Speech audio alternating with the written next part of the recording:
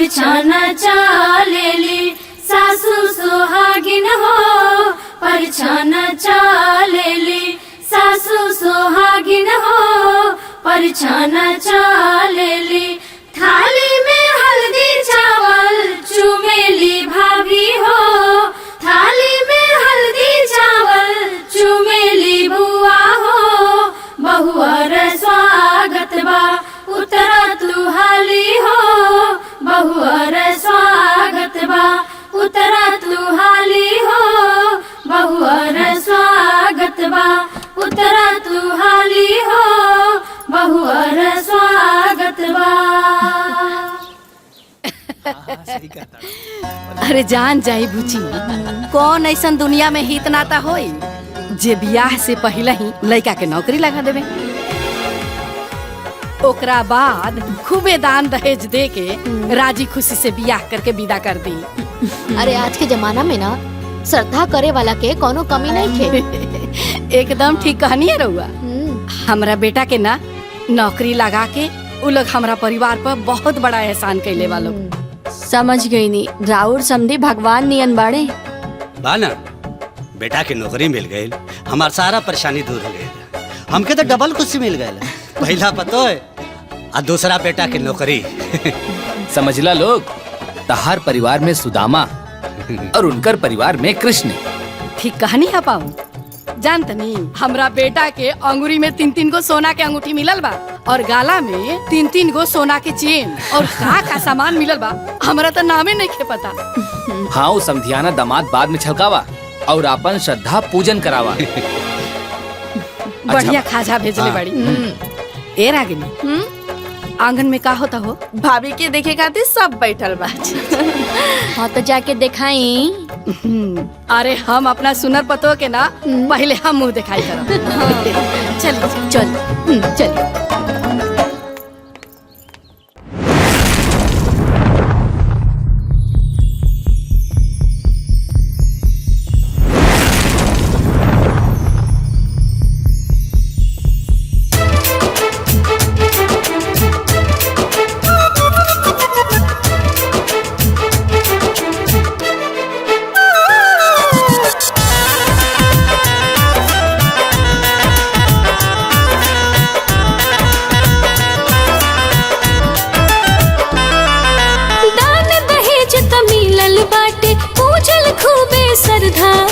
हमरा भाभी की सुंदरता आज उड़ौलस गर्दा।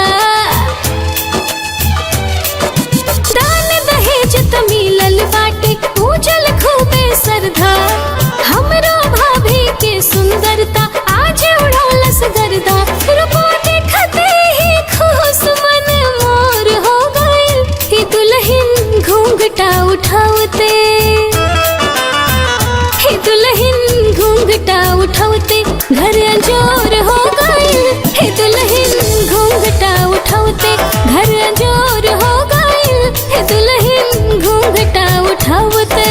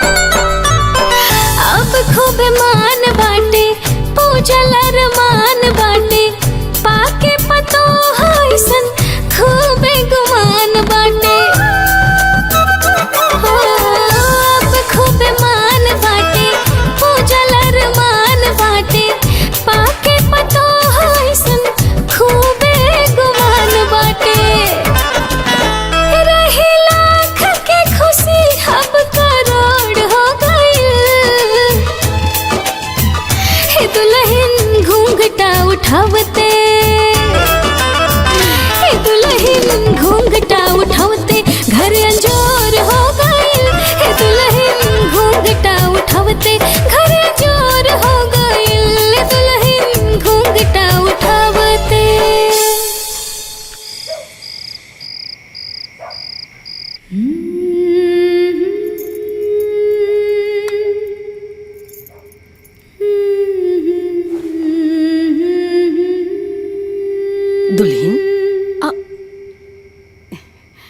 जी अरे दुल्हन खाना ना खैलू? खा लीनी अम्मा जी।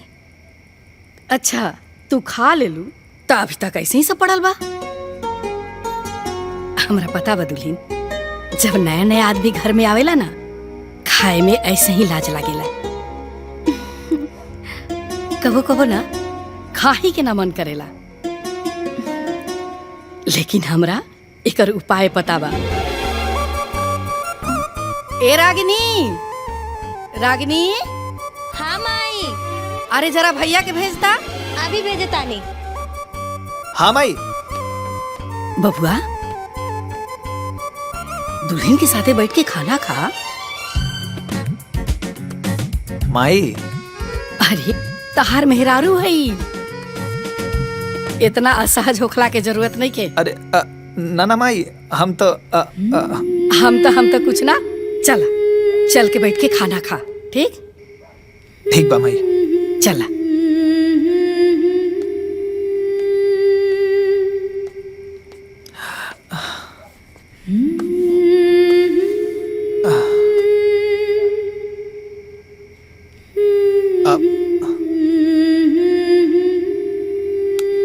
तोहार माई हमार नौकरी लगवा के हमार परिवार के संजीवनी दे देली।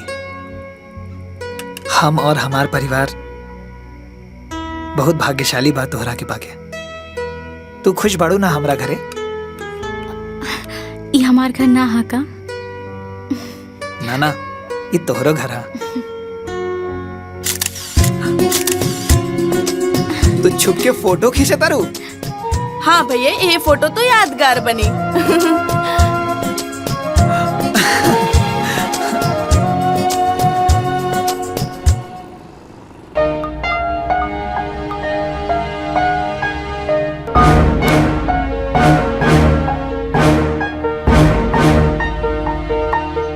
प्रणाम मम्मी। हाँ खुश रहो बिटिया। हालचाल बतावा। सब बढ़िया बा माई। सब लोग बहुत प्यार करत आड़े। बिल्कुल नहीं लागत कि कोनो अनजान जगह पे आ गइल बाड़ी। सुन के मन खुश हो गया। अरे हमार मकसद जौन पूरा हो गया। खैर छोड़ा, कुछ भी हो ना फोन जरूर करिहा। ठीक है मम्मी। प्रणाम। खुश रहा, अपन ख्याल रखिया। हाँ माई। ठीक।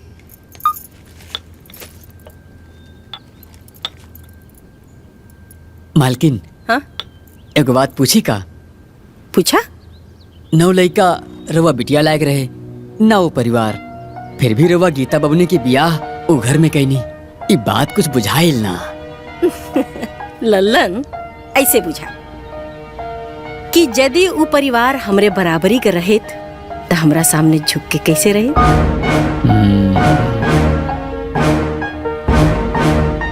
अपना बेटी के सुख के खातिर सबसे पहले हम अपने होखे वाले दामाद का नौकरी लगोनी, फिर अपने बिटिया का ब्याह कैनी और एहसान लाद देनी।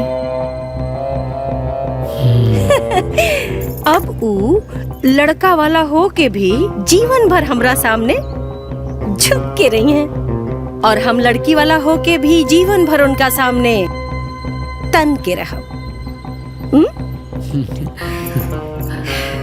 बिटिया के आजादी मिल गई, ससुरे में रह के भी ऊ नैहरे का सुख उठाई। कैसे? जैसे हमार बड़की बिटिया और बड़का दामाद भोगता रहे। अब बुझाए? बड़की बिटिया का जीवन तो बर्बाद कैले रहनी, अब छोटकियों को बर्बाद करे के तैयारी बा। का कहनिया? हम कहाँ कुछ करनी, रउआ जिसन महाज्ञानी के सामने हम अज्ञानी आदमी भला कुछ कहे के हिम्मत रखा तनी का? और तो काहे के हिम्मत करेनी? कहबो मत करी ना। जब देखा तो भनन भनन भनन बगल में बैठ के बस।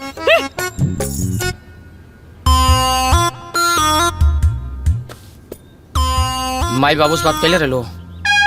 देखिए, आपकी माँ चाहे जो भी बोले, बाकी होगा वो है जो अब मेरी मम्मी ने कहा है। अरे हम कहाँ ना बोलने हैं? अरे तो जब ना बोल रहे हैं तो बोलबो मत करब ना। और दामाद जी एक बात याद रखी कि यदि हम रउआ के रउआ परिवार से अलगे ना कैले रहती ना तो न तो लखनऊ में मकान बनल रहत और न तो गोरखपुर में जमीन किनाइल रहत, ठीक ना? जी जी सासू माँ। अब मम्मी इनको मना कर दो, आजकल कुछ ज्यादा ही अपने घर वालों से सलाह मशवरा कर रहे हैं।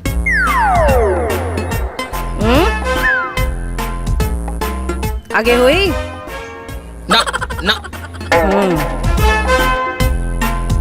ना सासू माँ।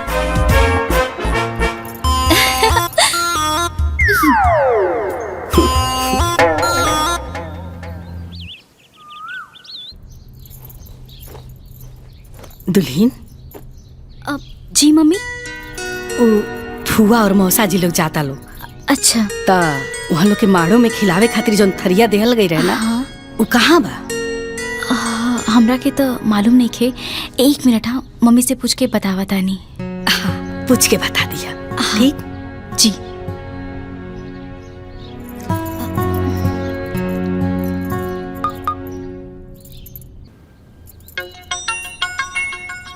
अरे अब का? हाँ बोला। हाँ माई। हाँ ओ फूफा जी और मौसा जी के माड़ो में भात खाए वाला थरिया कहाँ बा?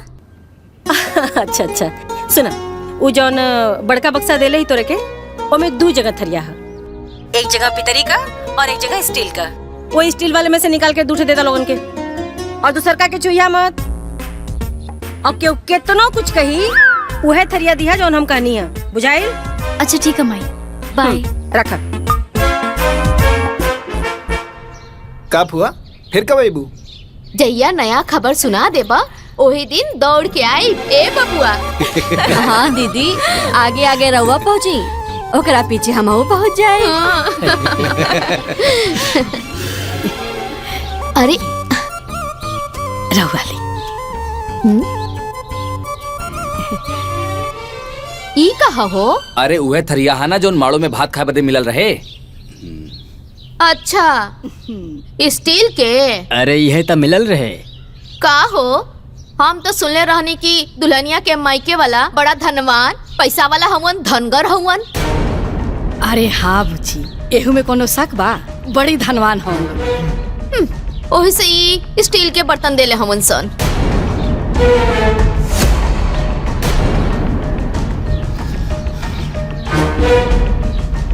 अरे ये दीदी, देखले नहीं की? हाथी के दांत दिखावे के कुछ और होला और खाए के कुछ और। सही कहा तारू।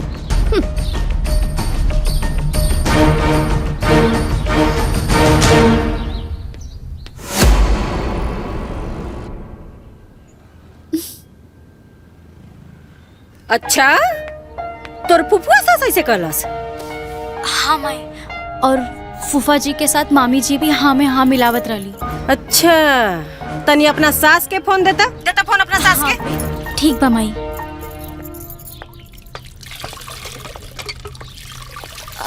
अम्मा जी, हमार माई के फोन है। स्पीकर पे लगा दा। प्रणाम समधिन जी। का है समधिन जी? मने राउर बड़की ननद के ऐसा ही कहे के चाहिए का? अरे हम चाहे बड़का घरे कहीं चाहे छोटका घरे का, और चाहे हम स्टील का थरिया देली चाहे सोना का, हमार न मर्जी। वो क्यों नहीं बोले वाला जी? अरे समधिन जी, अगर ऐसा बात बता हम रउआ से माफी मांगत नहीं। नहीं, मने हम बिटिया वाला बानी, अकर मतलब ही नहीं ना कि केहू कुछ बोल के चल जाई। सुनाता ना हमार बतिया। अरे ना ना समधिन जी, ऐसा ना होई, रउआ नाराज मत होई। नहीं तो बड़का देखलू।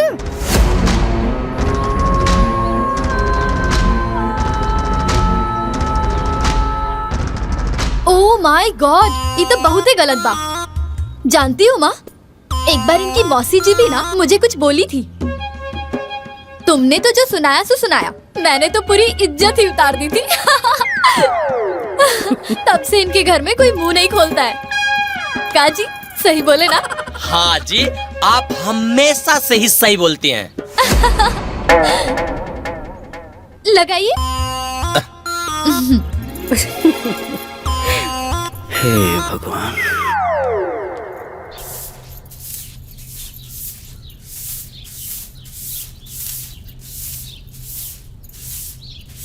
दुल्हन जी अम्मा जी।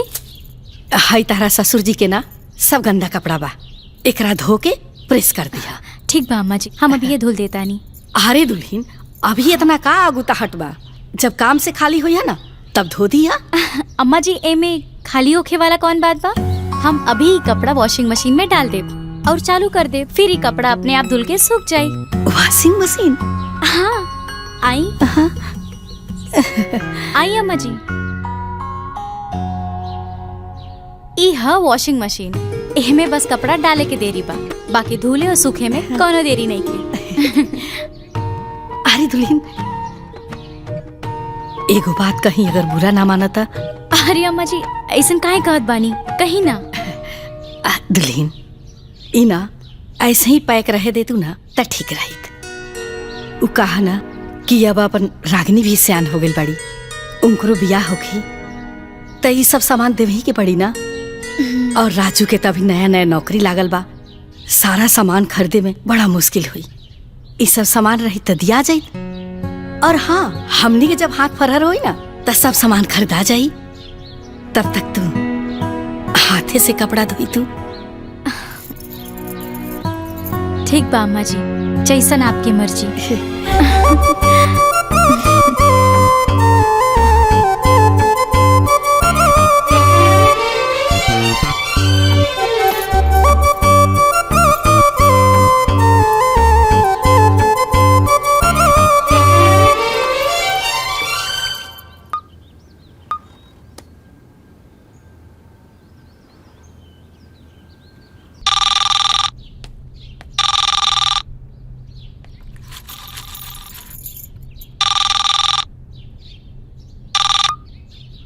हेलो।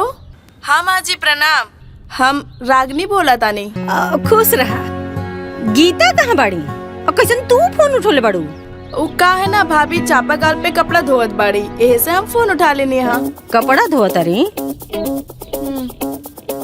अतनी उनके पास फोन लेके चला ना, बात करावा तनी। ठीक बा, देत बानी। भाभी ली बात करी, राउर घर से फोन आयल बा।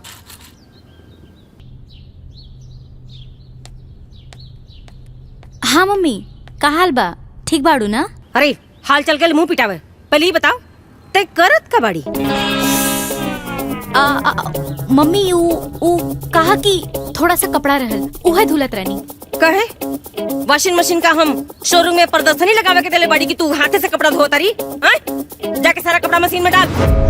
मम्मी कहा कि ओ मम्मी जी के इच्छा है कि वो वॉशिंग मशीन वैसे ही रखल जाए, वो रागिनी बबुनी के शादी में दहेज दियल जाए। का कहलुहा? रागिनी के दहेज में? अरे दिमाग खराब आओ नन करे कि पगलागल बड़ा सरे। कोनो भी सामान में अपने बिटिया के सुख खातिर देले बड़ी, उनका बिटिया के दहेज देवे खातिर ना। मम्मी जाय दे ना, देता फोन अपना सास के। हमू देखता नहीं कि कैसे पतो का सामान देवल जाना है उन्हें। हम बाद में अम्मा जी से बात कराई। सुन, ज्यादा गतिया मत बन, बुझाइल ना? अरे तक कपारे पे चढ़ के बंसी बजावे लगिया तो समझ में आई तो रखे पगलेट कहीं का। शुरू में टोका टोकी जरूरी होला, बुझाइल? चल फोन दे अपना सास के, बात करो हमार। प्लीज मम्मी प्लीज, बात यही खत्म कर देना प्लीज। बाद में कोनो बात हुई तो हम बता दे, तब बात कर ली है प्लीज मम्मी। अच्छा तो ठीक बा, एदा पारी तो हम मान जाता नहीं, लेकिन आगे से ऐसा कुछ भी भइल ना तो बता देता नहीं, हमरा से बुरा क्यों ना होई, बता दिया उन्हें लोग के। ठीक बा मम्मी, रख फोन।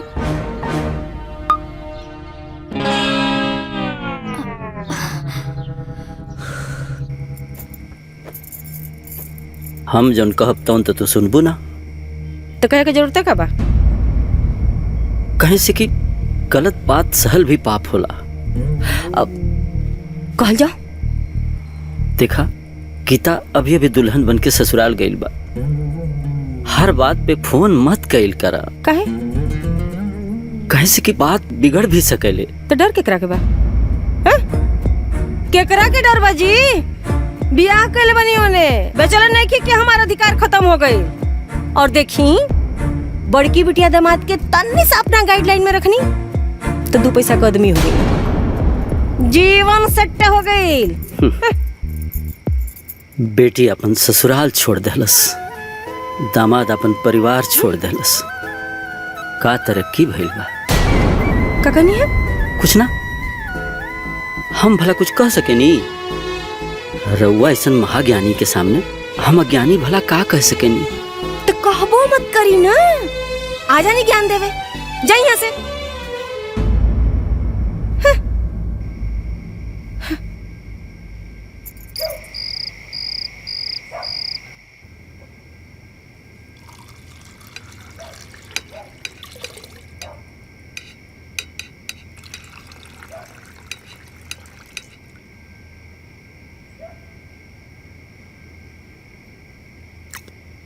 माँ जी।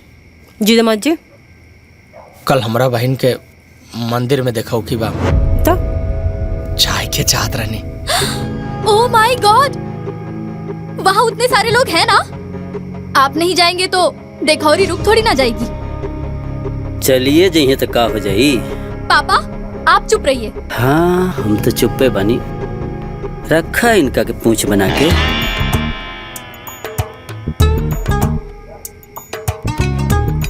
मम्मी जी का आदेश बा आपके? बाहर से बाहर जाए के, देखो कि कह के, और बाहर से बाहर वापस आ जाए के। जी मम्मी जी। और हाँ, ज्यादा लस्सी फुस्सी मत करिए वहाँ, नहीं तो ब्याह खातिर पैसा मांगे लगी सब। अब दे ही दी है तो का हो जाई। आखिर बहन ही है। पापा आप चुप रहिए। सारा पैसा वहाँ दे देंगे तो जो गोरखपुर में मेरे लिए प्लॉट लिया है उसका क्या होगा? बताओ मम्मी। सही बात। अरे इनके का पता, जिंदगी भर तो बैठ के खाई ना।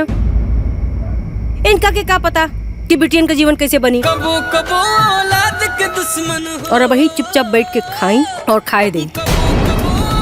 खाई जानकी मत खाई। दुनियादारी।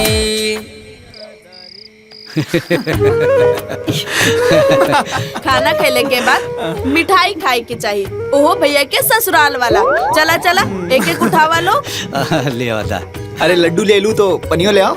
हाँ हाँ ओहो ला दे, पहले लड्डू तो खा लो लोग। अब तो हर शादी ब्याह हो गई, जिम्मेदारी बढ़ गई। हाँ बेटा, अब खर्चा भी बढ़ गई। नौकरी बा ना माई, सब हो जाए। देखा बेटा, सोच समझ के कदम उठैया। तू अकेला कमाए वाला बड़ा और तोहरे माथा बहुत भार बा। पता नहीं कैसे होई। सब हो जाए बाबूजी। अब भैया कह दे लेना तो समझा सब हो जाए। लेकिन कैसे हुई बेटा? देखा माई, सबसे पहले रागिनी के एक बढ़िया कोचिंग में एडमिशन करावे के बा। काहे कि हम पैसा के अभाव से इंजीनियर ना बन पाऊनी, लेकिन ओकरा के इंजीनियर जरूर बनाई बा।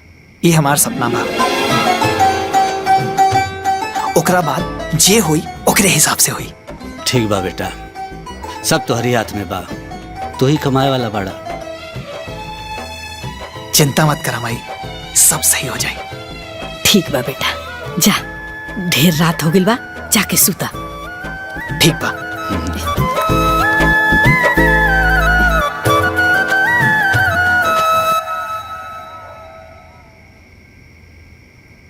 अरे अभी ले जागल बाड़ू? नींद नहीं ख्यावत।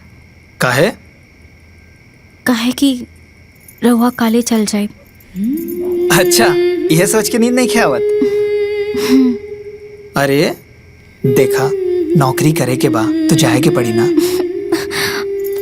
हमार मन ना लगी। अरे रे, पूरा परिवार तोहरे साथे बा तो काहे मन ना लगी? देखा, अभी नया नया जॉब बा तो सब कुछ सेटल होके में थोड़ा टाइम लगी। साथ ही साथ पूरे परिवार में एक हम ही कमाए वाला मेंबर बानी, तो सब कुछ सोच समझ के चले के पड़ी। हाँ? अरे नाराज हो गई लुका? देखा, नाराज ना होल जाला। अभी तो हमनी के जीवन की शुरुआत बा, ओह में तोहार भरपूर सपोर्ट चाहिए। करबू ना? गुड।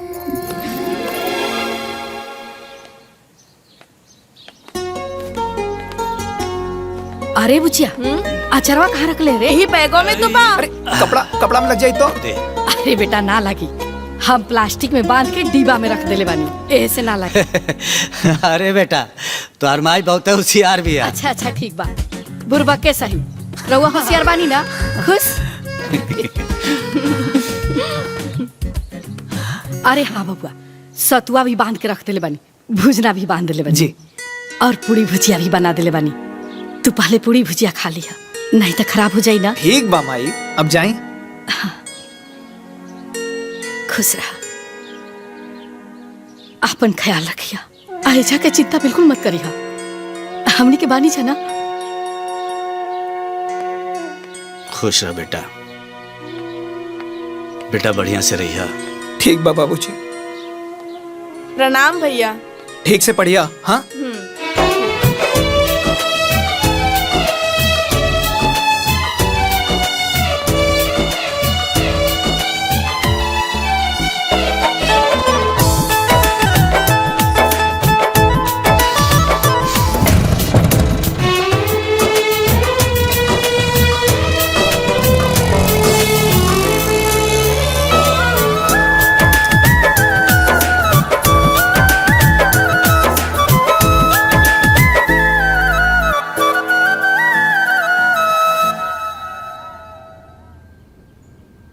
इतना उदास काहे बोलो तारू बिटिया? ना मम्मी, हम उदास नहीं की। अरे बचपन से पाल पोस के बड़ के ले बनी, अब हम ही ना जानब कि तू कब खुश बाड़ू कब उदास बाड़ू।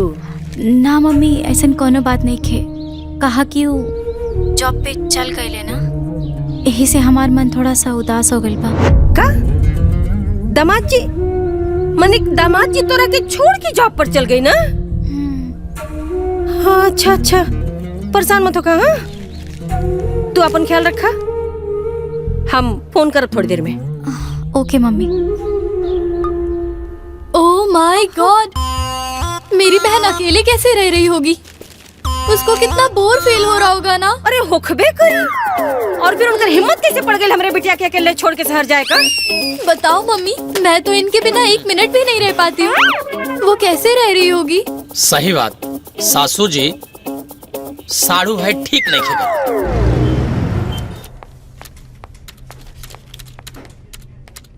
सर थैंक यू। रुका था, अब यही हम उनका हिसाब करता नहीं।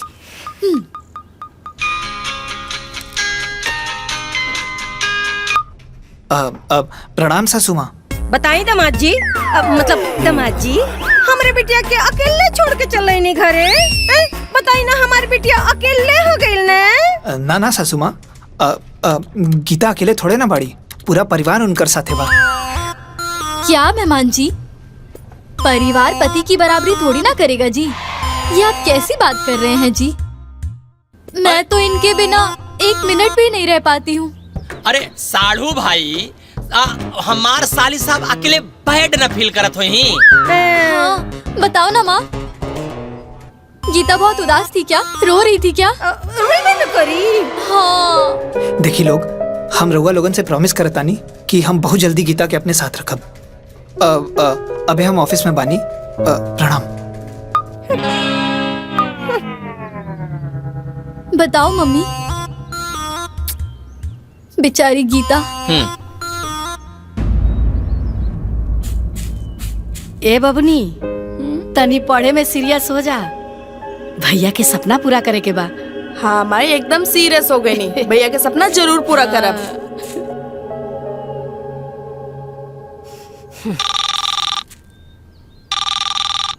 माई, भैया के सास के फोन आइला। हाँ, स्पीकर पर लगा। का समधिन जी, माने कि इहो कोनो बात होला जी? आए हमार नई नवेली बिटिया गइल है, आ ओकरा के अकेले छोड़ के दामाद जी शहर चल गई ना? अरे ना समधिन जी, पूरा परिवार तो भरल बा, उनके साथे बानी जा हमनी के, अकेले थोड़े बाड़े। बताओ मम्मी, गीता को कितना अकेला फील हो रहा होगा, उसको तो भग भग रुलाई आ रहा होगा। अरे उते होखी। हाँ। अरे समधिन जी, ऐसा कोनो बात नहीं खे, वही बहुते खुश बाड़ी। समधन जी, हम राजू का पापा बोलता है, आप लोग हित हो गई तो आप लोगों से का छुपाव के? हाँ। एक अकेला राजू परिवार में कमाए वाला, 1000 गो खर्चा, नया नया नौकरी लगल बा, तो सब देखे के बा ना। परिवार बिखर जाए तो खर्चा भी बढ़ जाए। आप तो समझते हो खब। वैसे भी आप लोग का बहुत एहसान बा हमनी पर। ये एहसान हमनी के कब्बो भुलाल ना जाए।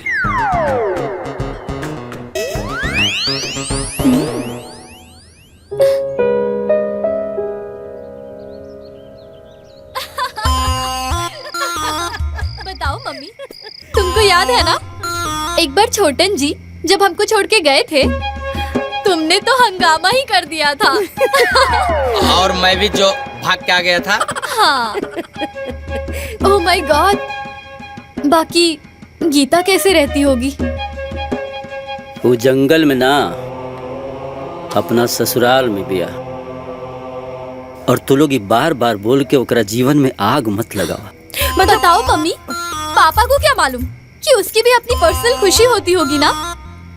हाँ सासू माँ, फैमिली थोड़ी ना हैप्पी देगा उसको। हाँ। माँ है हम, हमरा के न पता बा कि औलाद का दर्द का होला। इनका के का पता। तू ही दोनों जानी त ओकरा जीवन के बर्बादी के कारण बनल बा। का कहनी है? कुछ ना, हम कहाँ कुछ कहनी है। तू दोनों महाज्ञानी के सामने हम अज्ञानी के कुछ बोले के हिम्मत बा? तो हिम्मत करबो मत करब।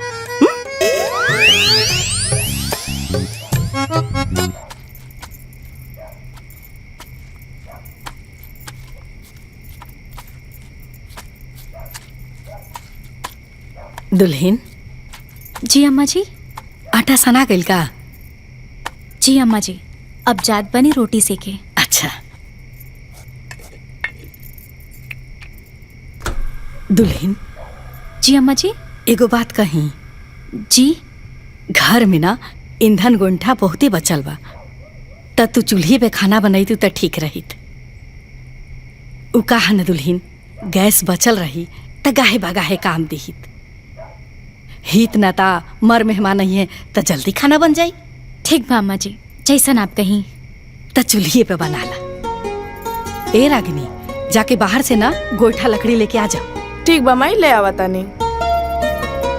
दुल्हन, सब्जी कटा गई, ठीक ना? ला सब्जी बना दिया।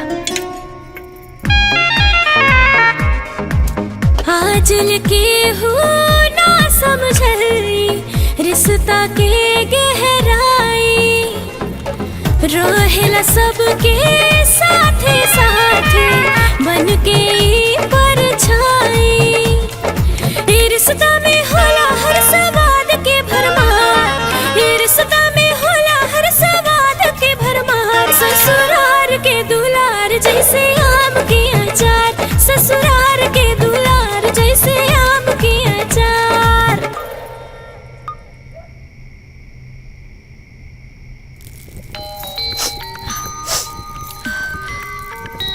मम्मी। हाँ मम्मी। हेलो बिटिया, कैसे बाड़ू? का करता रू? हाँ ठीक बानी मम्मी, अभी तक खाना बनावत बानी। ए तू खाना बनावता रू तो सुसुकत कैसे बाड़ू? ए कोनो कुछ कहता रही ना? अरे ना मम्मी, केहू कुछ ना कहलस। वो कहा कि आँखें में धुआं चल गई ना, त आँख और नाक से पानी निकले लगल। अरे मने कि गैस चूल्हा पर कैया से धुआं लगा लगल रे? अरे ना मम्मी, गैस चूल्हा पे ना, वो मिट्टी के चूल्हा पे खाना बनावत बनी ना, यही से धुआं निकला। का कहलू? मिट्टी के चूल्हा पर खाना बनावता रू? कौन उनकरा घरे में गैस चूल्हा भी नहीं का रे?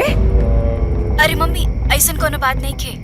ओ मम्मी जी कहत रही ना कि गैस बचल रही तो केहू केहू अचानक से मेहमान आई और गाहे बगाहे में काम आ जाई।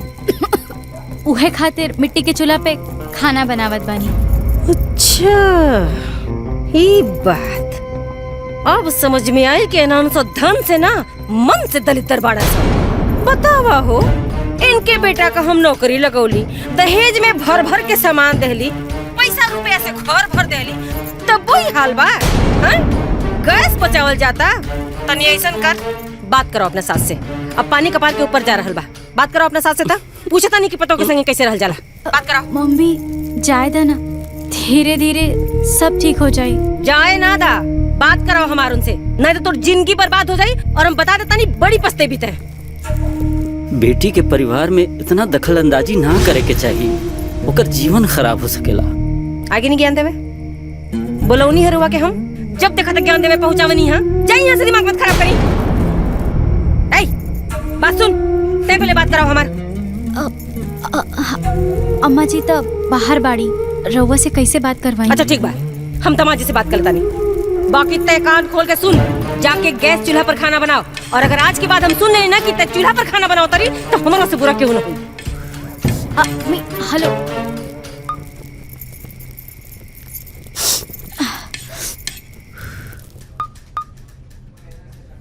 हाँ रागिनी।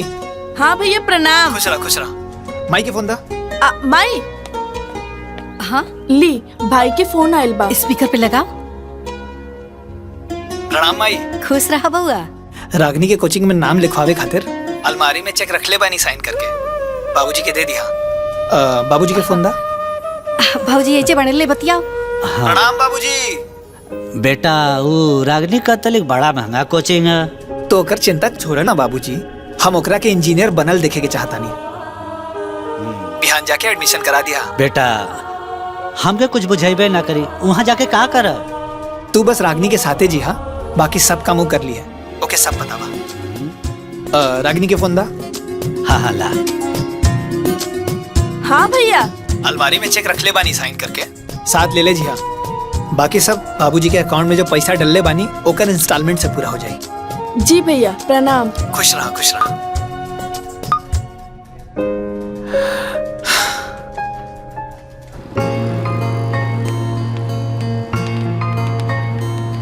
बड़ा ठंडा लला रे अंदर। एसी लागल बा बाबूजी। हाँ बेटा, तब पढ़ाइयो बड़ा महंगा हुई ना।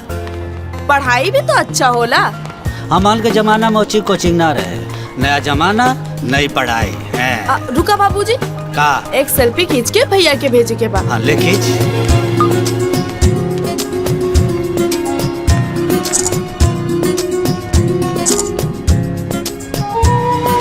बहुत बढ़िया है। हो गई।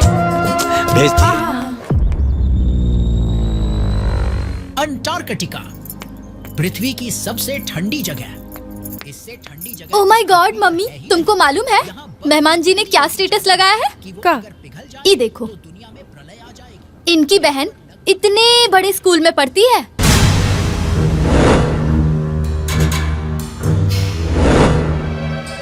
इतने बड़े स्कूल में तो कभी तुमने भी मुझे नहीं पढ़ाया।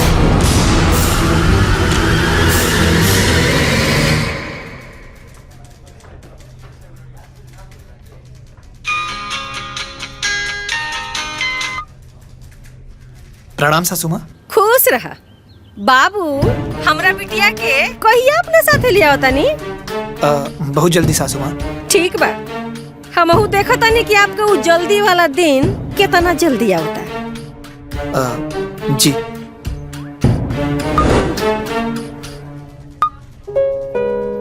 अरे बाप रे, इस सासू माँ तो हाथ धो के पीछे पड़ गई। अजी गीता को वीडियो कॉल करिए ना।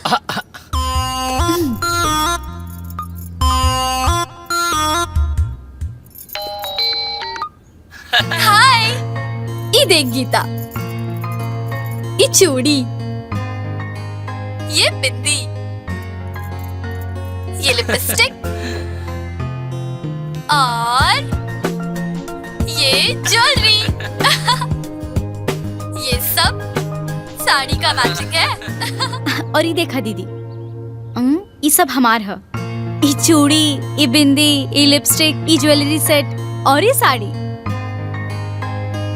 अरे गीता, ये तो वही साड़ी है ना जो हमने पसंद किया था? हाँ दीदी, तुमको पता है जब सज सवर के चलनी से अपने चांद को देखोगी ना, बहुत अच्छा लगेगा। मैं तो छट्टन जी के साथ सेल्फी भी निकालूंगी और उसको अपलोड भी करूंगी।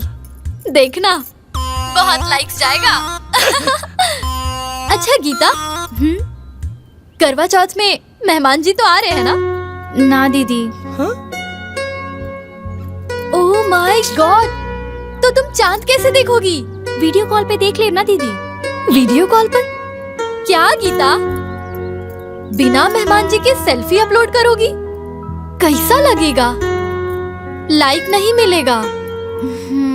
तो अब क्या करे दीदी? उनको बुलाओ, कैसे भी करके उनको बुलाओ, नहीं तो मजा नहीं आएगा। अरे साली जी देखी ना, हम तोरे सिस्टर के 1 मिनट में अकेली छोड़े ली का। साड़ू के दबाव दी, बार बार दबाव दी, और सुना ओकरे बाद ना प्यार से बुला ली। हाँ बुला ले। हाँ ओके ठीक है, बाय बाय।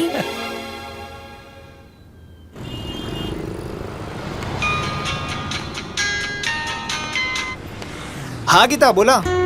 ये हमार पहला करवा चौथ है और रउआ ना आइब तो हमरा के अच्छा ना लगी। बाकी एक दिन आइब तो छुट्टी भी जाई और पैसा भी नुकसान हुई। अच्छा, हमार खुशी से बढ़ के पैसा हो गई बका? और हम कौन पिकनिक मनावे खातिर बुलावतानी? हम तो बस पति पत्नी के पूजा में शामिल होके खातिर बुलावतानी। अरे यार प्लीज आए ना, प्लीज। अच्छा भले आप मैरिज डे पे मत आइब, लेकिन करवा चौथ पे आवे के बा। प्लीज मना मत करी, प्लीज आए ना, प्लीज प्लीज। अच्छा ठीक बा बता। Thank you. ठीक।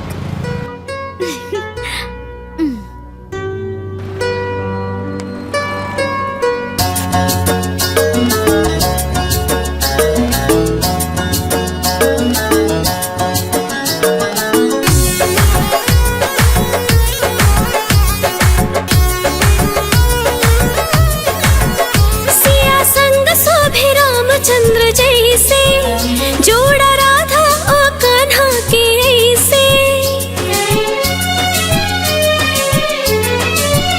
सिया संग शोभे रामचंद्र जैसे जोड़ा राधा कान्हा के ऐसे हो रामा, कि हम हैं राम जी के सिया सुकुमरिया उमरिया बनल रहो ना, कि गह गह करत रहे फुलवरिया अटरिया साजल रहो ना।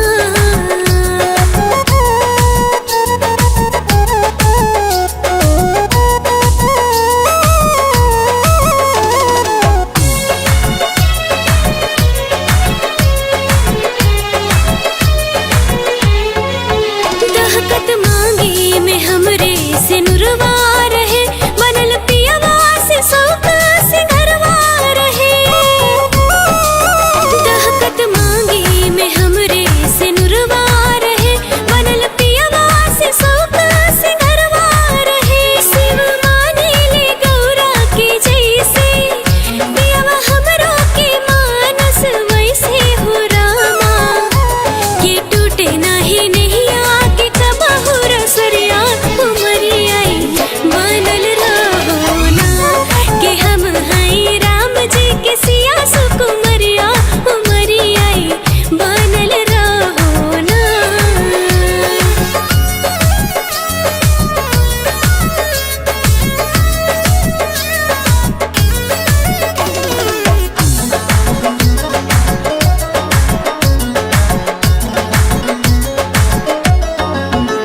जोड़ी किस्मत से ईश्वर बनावे ले हो, दूगो दिलवा के उहे मिलावे ले हो।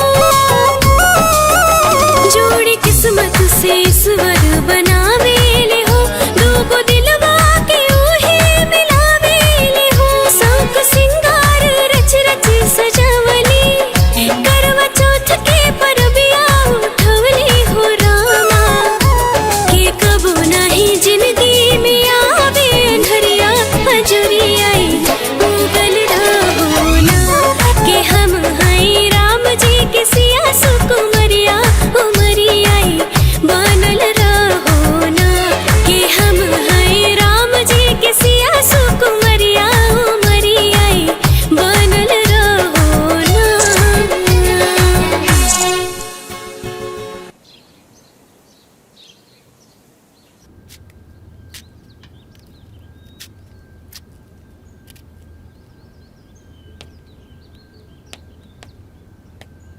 अरे बबुआ आओ बैठा।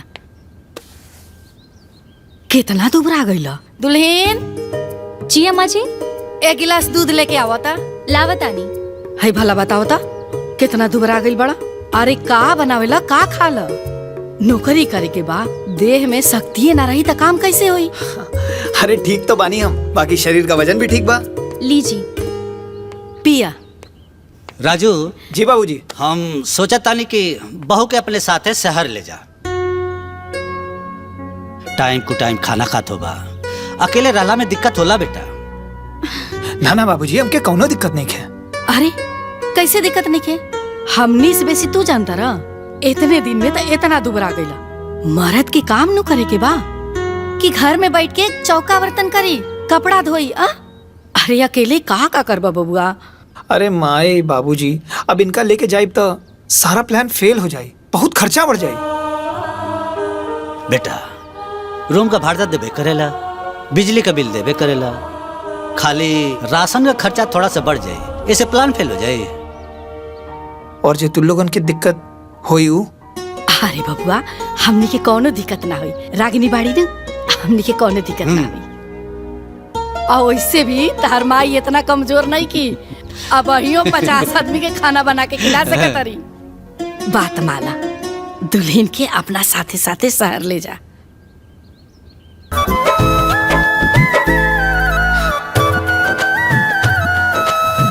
ठीक बा।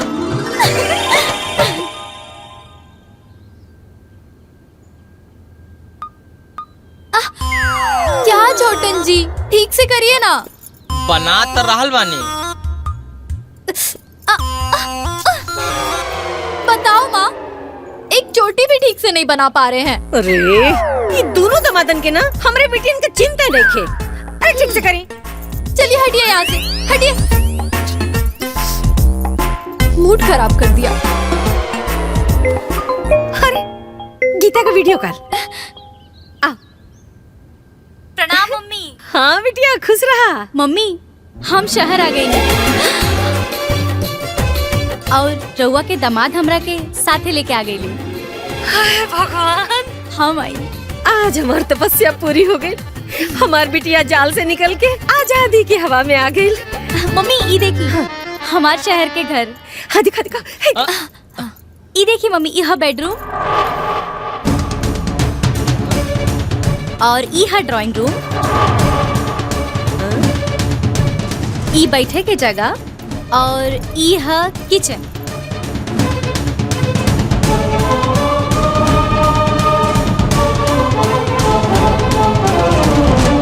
करे तोरे घरे में फ्रिज, सोफा, टीवी ये कुल नहीं खे? ना मम्मी। ओह माय गॉड, बताओ मम्मी, सोफा भी नहीं रहेगा तो कितना इंसल्ट होगा ना।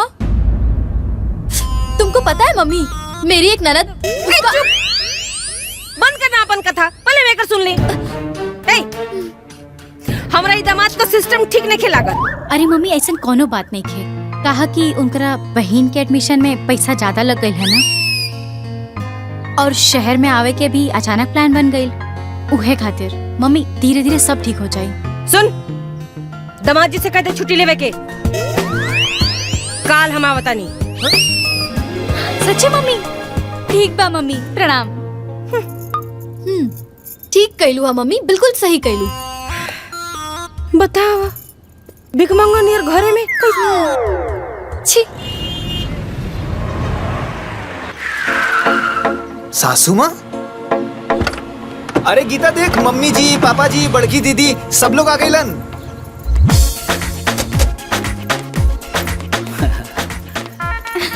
मम्मी। अरे बेटा खुश रहा। प्रणाम बाबू। सब लोग ठीक बा ना? अच्छा लगल तो देख के। जी चल। पापा। अरे हमारा खुश रहा बेटा, सदा सुहागन रह। ठीक बड़ा दीदी। सब बढ़िया बा। और साड़ू भाई? ओह माय सब गॉड, बढ़िया बढ़िया। का गीता तुम इतनी दुबली कैसे हो गई? कुछ भी दे दी।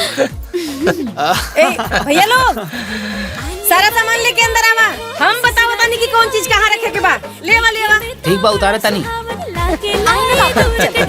कब्बो खट्टा मीठा, कब्बो लागे लाजर हार, कब्बो खट्टा मीठा घूम जा। को बोला गेला झरहार ससुरार के दुलार जैसे धीरे धीरे सारा सामान उठा ली वालों, अपने हिसाब से हम रखवा लें। के दुलार जैसे आम की अचार। मम्मी आई बैठी, सब रखा जाए। नहीं बिटिया, सारा सामान हम अपना हाथे व्यवस्थित करब। हमार बिटिया का घर इतना खाली खाली ई हमरा के मंजूर नहीं खे। सासू तुम्हारा माँ, का हाँ, ये सब सामान रउआ चिंता मत करी बेटा, सारा सामान इंस्टॉलमेंट पर बा। धीरे धीरे राउर तनख्वाह में से कटत जाए, ठीक है? ओह माय गॉड, बताइए मेहमान जी, अगर गीता का घर स्टैंडर्ड नहीं दिखेगा तो कितना इंसल्ट होगा ना। बेटा घर में सब लोग ठीक बा ना? हाँ हाँ सब लोग ठीक बा बाबूजी। हम चाय बना के लेके आवतानी। ठीक बा। गीता, अरे दीदी तू यहाँ, हम चाय बना के लेके आवत रानी है ना। वो क्या है ना गीता कि मुझे तुमसे बहुत जरूरी बात करनी है, इसीलिए यहाँ आ गई। क्या बात है दीदी, बोला ना। देख बहन, यहाँ ना इस सास वास की टेंशन मत पालना, नहीं तो बहुत प्रॉब्लम हो जाएगी। मुझे देखो, मैं किसी से कोई मतलब नहीं रखती हूँ। देखो कैसे टेंशन फ्री हूँ। है ना? तो गीता, हाँ हाँ हाँ बन गई, लेके आवतानी। साढ़ू भाई आपन घर कब बनवा तोड़ा हो? अपन घर तो गांव में है ना। क्या मेहमान जी, ये भी कोनो बात है? अब बात में कौन खराबी बा? अब दामाद जी आप हमारी बात सुनी। अब ना रउआ अपने घर के चक्कर में पड़ी। देखी छोटन जी के लखनऊ में घर बन गया। ओह माय गॉड, क्या मम्मी, मेहमान जी को पूरी बात तो बताओ। इनको ये भी तो बताओ कि मेरे नाम से गोरखपुर में जमीन भी लिया है। अब यहाँ के अपन हित हो गए बनी, धीरे धीरे सब पता चलिए न जाई। बाकी साढ़ू भाई लखनऊ वाले मकान के गृह प्रवेश करब तोरा के बुलाए, और सुना साली जी के लेके आवे के पड़ी। जी हम जरूर आई। बिटिया अब तू कोनो बात के चिंता मत करिया। अब तू हमरा लगे आगल बढ़ू ना, अब हमेशा हमार नजर तोरा पर रही। मम्मी हम सब ठीक कर दे। अब यहाँ से चले के चाहिए। भेंट मुलाकात तो सबसे हो ही गई, अब दामाद जी के काम भी तो हुई बहुत। जी बाबूजी। अच्छा चलिए।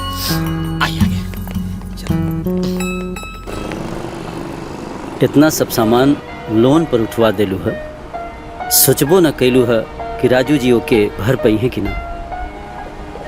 अगर दामाद जी के कपार पर ये लोड ना चढ़ होती ना तो दामाद जी पैसा भेज देता अपना बहन के पढ़ाई खातिर, और फिर जिंदगी भर हमार बेटी गांव का माटी फाकत। तो हर जवनी सोच बा ना, देख लिया एक दिन घर परिवार खातिर बहुत खतरनाक हुई। का कहनी? हम कहाँ कुछ कहनी है, तोहरा ऐसा महाज्ञानी के सामने हम अज्ञानी के बोले के मजाल बा। तो बोलबो मत करी। अरे का बताई माई, सोफा फ्रिज पलंग टीवी सब सासू माँ लेके आ गई ली। अरे तो पैसा कहाँ से आई? वो सब लोन पर बा, हर महीना हमार सैलरी में से कटी। बेटा खर्चा बढ़ गए ना। हाँ बाबूजी, लोड तो बढ़ गई, बाकी शहर में रहे के बाद तो ठीक से रह के पड़ी। हाँ बेटा ठीक कहा तारा, जैसन देश वैसन भेज तारा कहीं के पड़ेला। अच्छा माई प्रणाम, फोन करत रहिया लोग, ठीक बा? ठीक बा बेटा, तू बढ़िया से रहिया, खुश रहा। खुश रहा।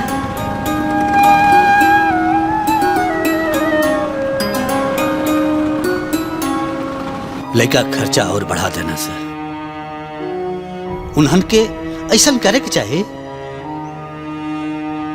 गलत परिवार में शादी हो गई, सरवा पूरा परिवार मतलबी बा। अरे अब तो बियाह हो गई, अब इसे सोचला में कोनो फायदा बची? तो औरत के समझ चाहिए ना है?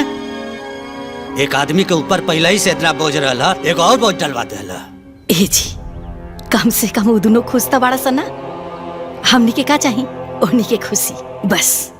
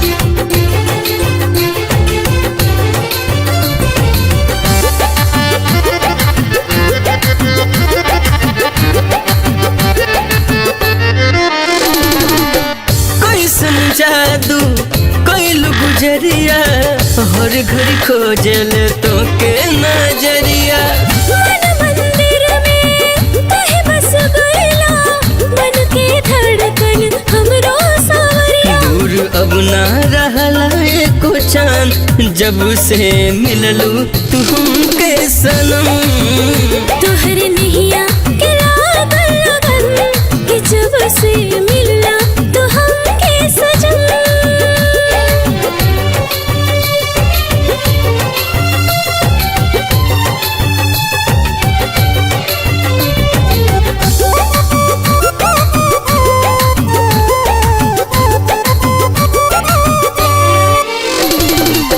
गुण से मीठ प्याला गेला बतिया मन कर सुनते रही दीना रतिया भइल बहार बन के जिंदगी में हमारा लौक लखाली अब तोहरी सूरतिया धड़क तोहरे ही नावे धड़कन कि जब से मिलना तो हमके सजन अब ये दिलवा रहेला मगन कि जब से मिललू तुम के सनम।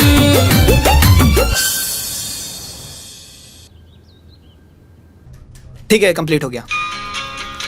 हाँ, आप इसे ले जाइए। Thank you. Okay sir. Hello भैया, प्रणाम। खुश रहा। का हाल चाल बा? ठीक बा भैया।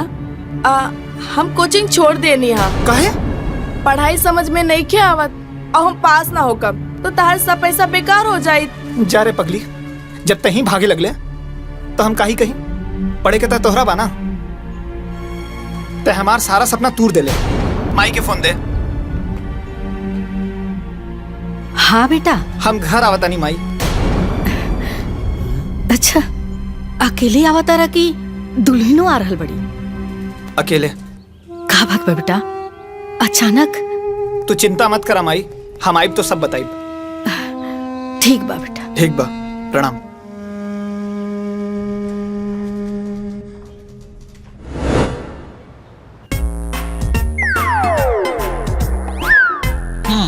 मम्मी जी, ये वाला खाइए ना, बहुत मीठा है। इधर बहुत खट्टा वाला। ये बहुत मीठा बा। अरे बेटी से बिना बतियौले संतरा खाए लगलू, ऐसे बची? बेटी तनी बिजी बिया, फिर जो फोन करी। बेसुरी मत फेंकी। आ गई।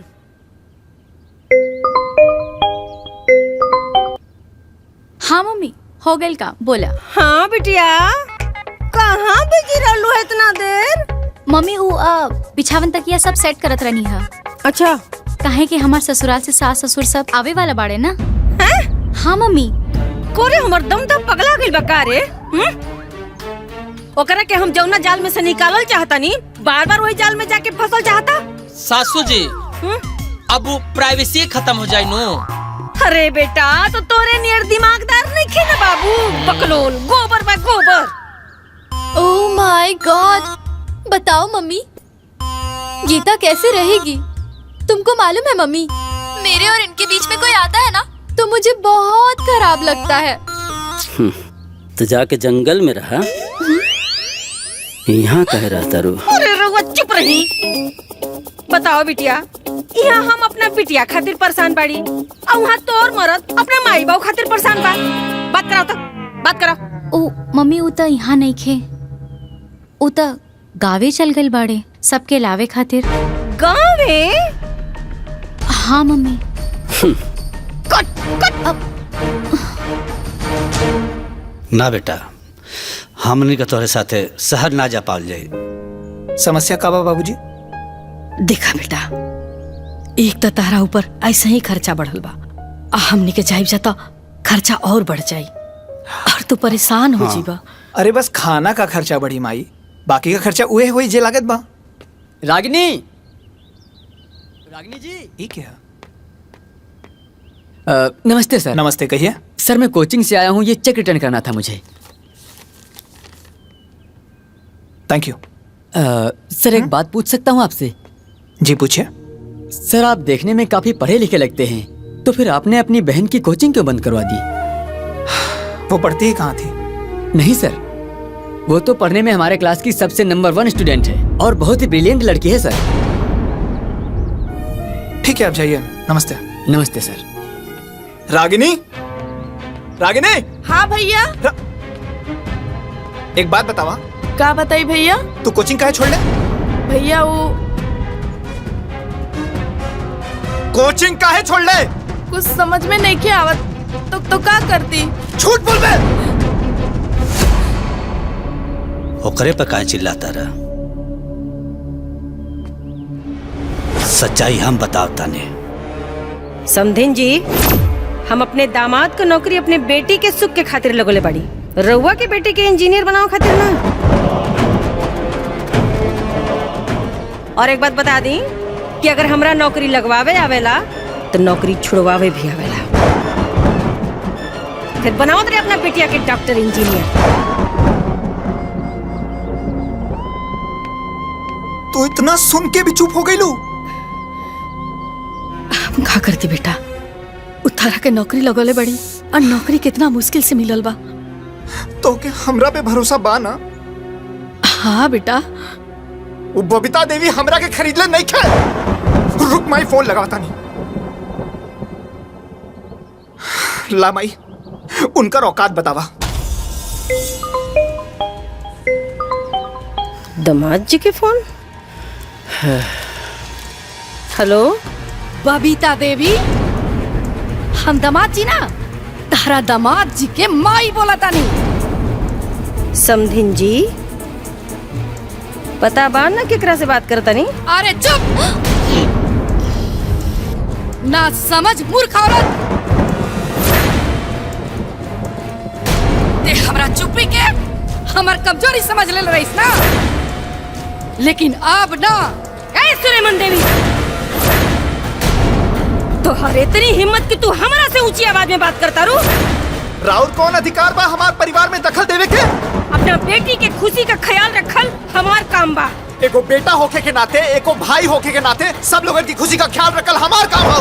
ए दामाद जी, आज लेके वो हमरा से इतना ऊंची आवाज में बात ना कैलस। ए सासू माँ, ऐसन घटिया हरकत आज तक हमार परिवार के साथ केहू न कैलस। अगर हमके पहले पता रहित कि राउर सोच इतना नीच बा तो हम ही ब्याह ही ना करती। तोहर इतनी हिम्मत कि तू हमरा के नीच कहला, घटिया कहला। अरे हमरे चलते आज इज्जतदार बनला सा, हम ही नौकरी लगोली और हम ही से गर्मी। अरे लात मारता नहीं ऐसा नौकरी के। भाड़ में जाए ऐसा नौकरी और भाड़ में जाए ऐसा ससुरारी। इतना गर्मी उतारेब, तोहरो गर्मी उतारेब। एक मिनट, हमरा के पहले हमरा बेटी से कॉन्फ्रेंस कॉल पे बात करे थे। एक मिनट, बता नहीं।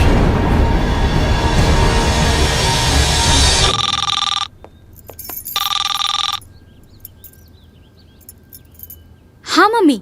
गीता, गाड़ी भेज रहल बानी, घर छोड़ और यहाँ आ। गीता, अगर घर से निकलूं ना तो ठीक ना हुई। सुना था कि ना, गाड़ी भेज रहल बानी, निकल वहाँ से। ना गीता।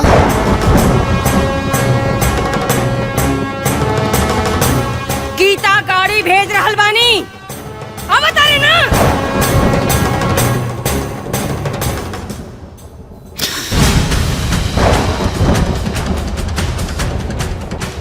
हाँ मम्मी।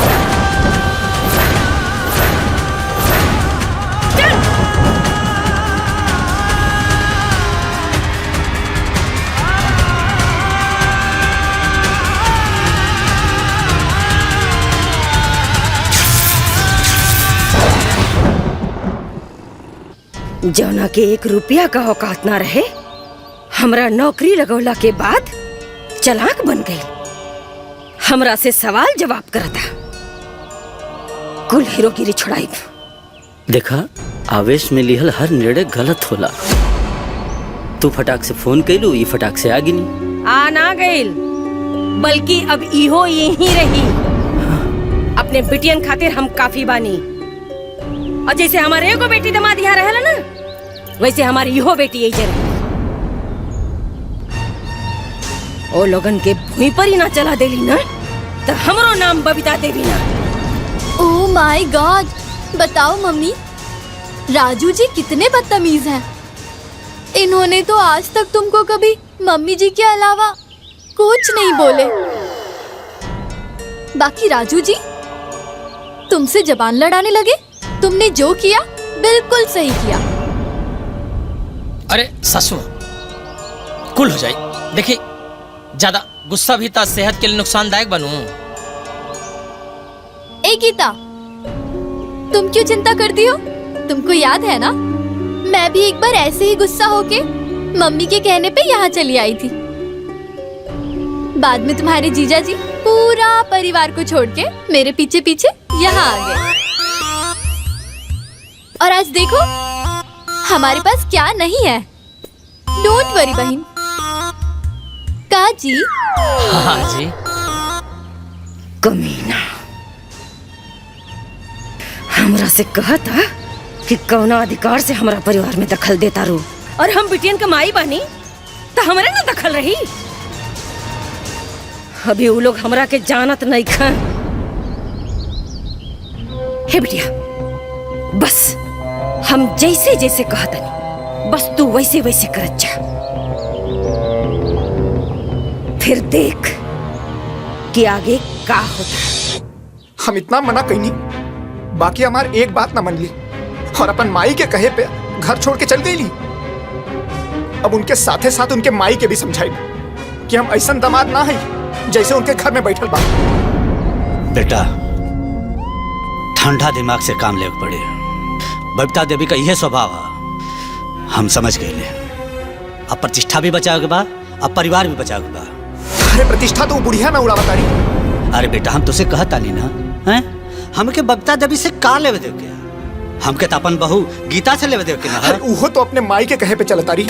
अरे बेटा देखा, जैसे तारा माई के केहू कुछ बोलेला ना तो तारा बुरा लागेला, तो हो सही तो तू ओकरा माई के बोलला तो ओकरा बुरा लाग गई। हाँ। बाकी उनकर माई जो घाल मेल करता रही वो तो खराब बा ना। अरे बेटा तू उनका स्वभाव के प्यार से देखा। कोई भी रिश्ता बनावे में ना बहुत समय लागेला और बिगाड़े में ना मिनट भी ना लागेला। ऐसे हमनी के कहब जा कि तू दुल्हन के फोन करला। हम काहे फोन करी? वो तो कर सकीले ना। बेटा हम तुझसे कहनी है ना, हैं? हमान के प्रतिष्ठा भी बचाए बा, अब परिवार भी बचाए बा।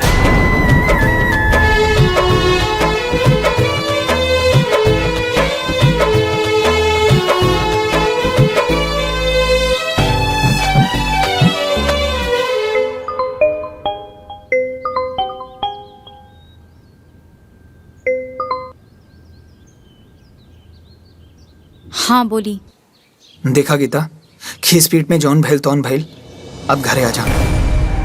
हमार मम्मी जौन कहिए हम उहे करब। हमार माई से पूछ ली। एमे तो हर माई से कहे पूछे के पड़ी। तू हमार पत्नी हो ना, और ऊ हमार मम्मी है। एकर मतलब तो हर माई जौन कहीं तौन हुई। का भैल तू बोलत काहे नहीं खो? का बोली?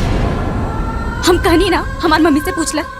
गीता तो हर जीवन हमरा से जुड़ल बा, बीच में अपन माई के मत लेके आवा। हमनी के अपने विवेक से सोचे के बा। हमनी के बीच से अपन माई के साइड करा। ए, तू हमरे बिटिया के भड़कावत आ रहा?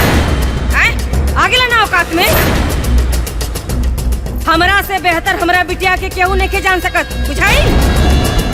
और कान खोल के सुन, अगर हमरा बिटिया के साथ रहे के बा तो तोरा के भी हमरे बड़की बिटिया और दामाद जैसा अपन परिवार छोड़ के रहे के पड़ी। बस ए सासुमा, ई कतई संभव नहीं है। रख फोन, रख।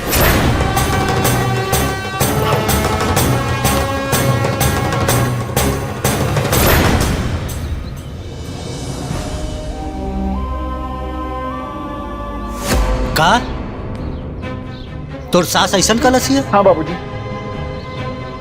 गलत जगह शादी हो गई, गलत रिश्तेदार मिल गई न सर। ए बेटा अब तू का सोचला? अरे उनका कहले से हम अपन परिवार के बिल्कुल ना छोड़ सकीला।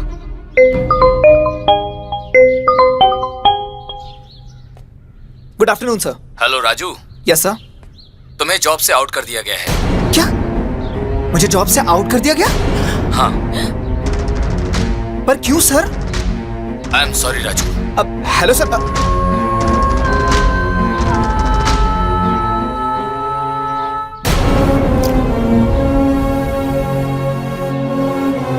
ये बबीता देवी हाथ धो करके हमनी के पीछे पड़ गई बिया। आप तो नौकरियों चल गई। आपका होई बेटा, हमनी के परिवार पे बड़का संकट आ गई। कुछ ना होई माई, ये बबीता देवी कौनों की किस्मत ना है। हम उससे भी बढ़िया नौकरी खोज के दिखाई दे। सब ठीक हो जाई माई, भैया पे भरोसा बा ना।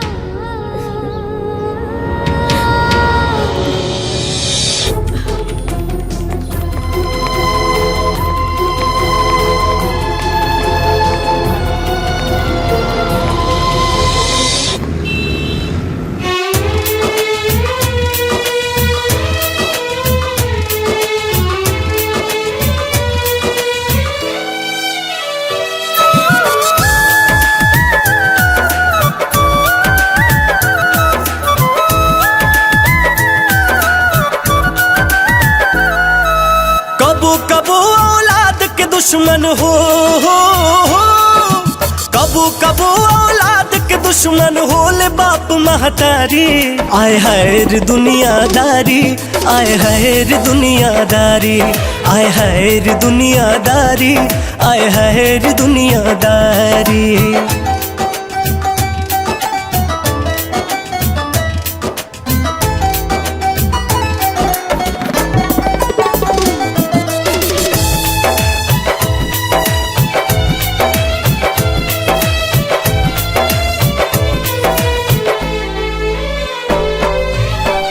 आन बान में बतिया बिगड़े, धायल रही जाला सोचल सगरे।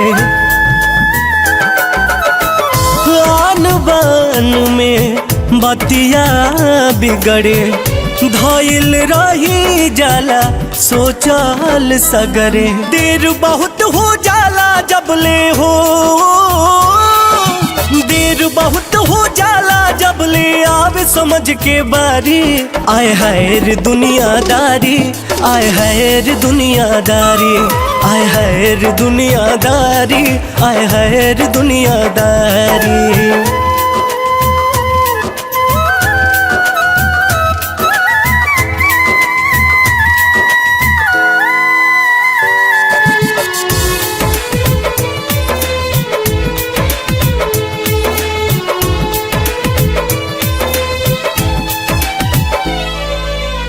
ममता कबाहूँ जहर हो जाला, एक मारम बाद में बुझाला। ममता कबाहूँ जहर हो जाला, एक मारम बाद में बुझाला। ओकर काम बनेला जे हो, ओकर काम बनेला जे खुद से जाला हारी। आए हाय रे दुनियादारी, आए हाय रे दुनियादारी, आए हाय रे दुनियादारी, आए हाय रे दुनियादारी। थैंक यू सो मच सर।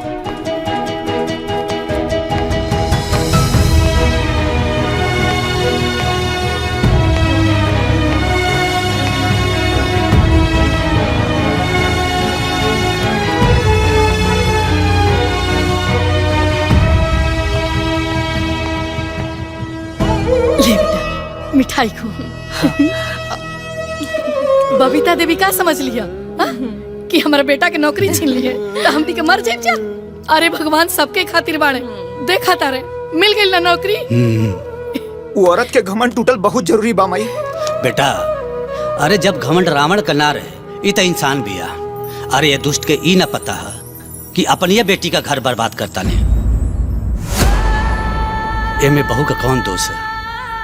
बेचारी नाहक ही फिसाती है। हाँ बेटा, गांव के लोग जब दुल्हन के बारे में पूछेला तो हमरा बड़ा लाज लागेला। हम का कही, हमरा कुछ समझ में ना आवेला। वो बुढ़िया करम जली हमरा घर के खुशी छीन लेलस, हमर परिवार बिखर रहल बा।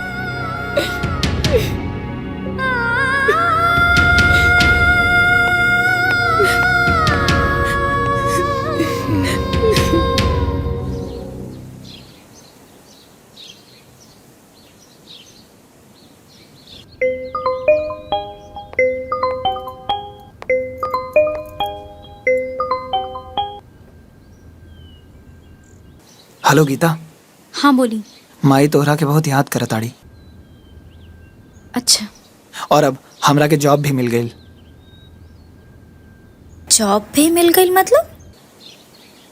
अरे तोहार माता जी हमके जॉब से निकाल देले रहली। मम्मी रहुआ के जॉब से निकलवा देले रहनी मतलब? अच्छा वो सब छोड़ा, अब तू घरे आ जा। सब तोहरा के बहुत याद करता रहे, साथे साथ हम याद करता नहीं।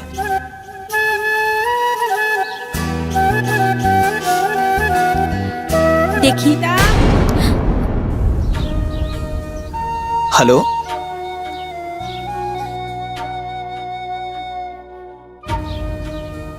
हमरे बात का उनकर ऊपर कोनो फर्क ना पड़ल। बिना जवाब के फोन काट देली। दोनों माई बेटी एक ही माटी के बनल बिया।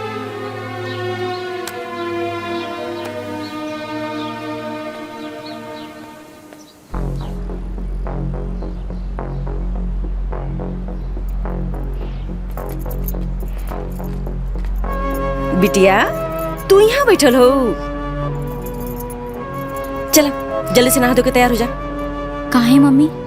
अरे पंडित जी आयल बाड़ा बेटा। वो काहे? तोरा खातिर पूजा रखोले बनी, ताकि तोहार कुल ग्रह नक्षत्र सब खत्म हो जाए। कौने ग्रह नक्षत्र? ओह माय गॉड! क्या गीता, तुमको पता नहीं है का?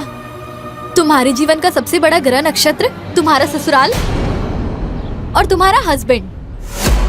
तुमको पता है गीता, मम्मी तुम्हारी चिंता में रात रात भर नहीं सोती थी। चलो जल्दी से तैयार हो जाओ।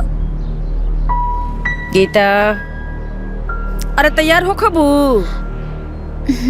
आओ चल चल चल चला।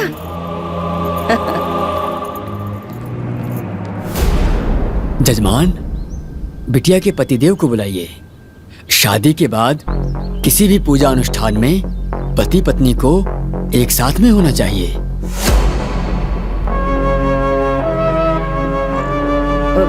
ये कहाँ लिखल बा पंडित जी? ये सब खाली दिखावा। पूजा करें। ये क्या बात कर रही माता जी? विवाह में जो 7 वचन दिया जाता है उसमें से एक वचन ये भी होता है। ओह माय गॉड! का पंडित जी, हम तो कितना बार अपना हस्बैंड के बिना ही पूजा किए हैं। काजी? हाँ जी, सही बात पंडित जी। करने के लिए लोग तो करते हैं, लेकिन मैंने तो शास्त्रों की बात बताई है। महाराज, ये बात ये लोगों के समझ में ना आई। और पूजा कराएं। देखिए, पति को परमेश्वर कहा गया है। जब जीवन में पति का इतना ऊंचा स्थान है तो पूजा अनुष्ठान में पति का स्थान क्यों नहीं हो सकता? आजकल आधुनिकता और क्षणिक स्वार्थ के लिए इन रिश्तों का महत्व ही खत्म हो गया है। अगर पति का महत्व नहीं है तो सावित्री यमराज से क्यों लड़ गई?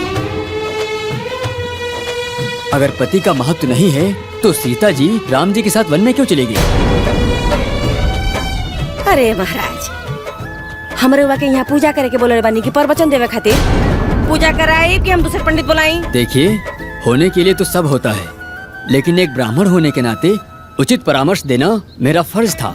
चलिए, आप लोगों की यही इच्छा है तो शुरू करते हैं जी। ओम त्र्यंबकम यजामहे सुगंधिम पुष्टिवर्धनम।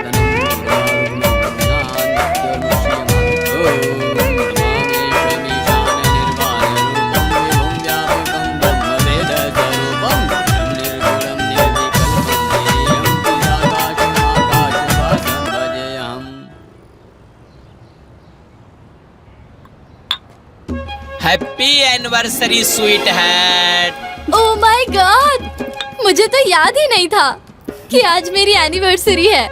बधाई हो बिटिया। Thank you. क्या माँ, तुम भी याद नहीं दिलाई?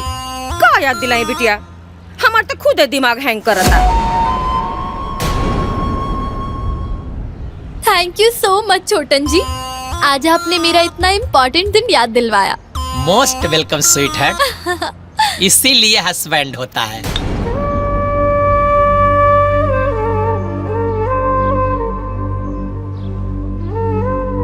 अच्छा गीता, तो तोहार एनिवर्सरी कब आवेला?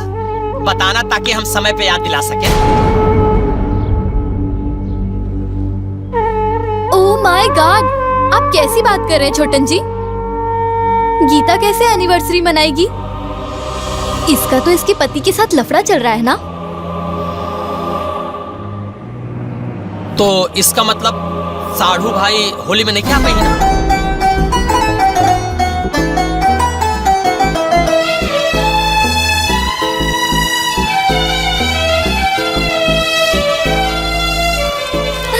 कितना सुंदर है ना।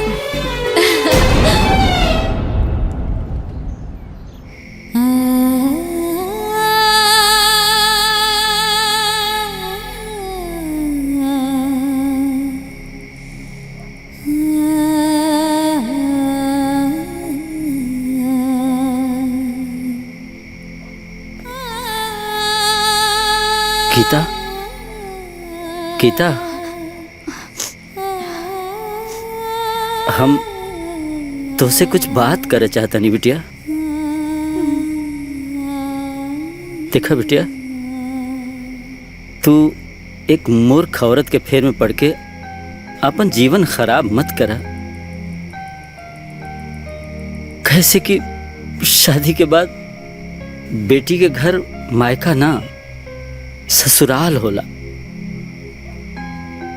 तोहार माई जवन अपना पति के वैल्यू ना कर सकली, वो तोहार पति के वैल्यू कबो ना कर सकेली।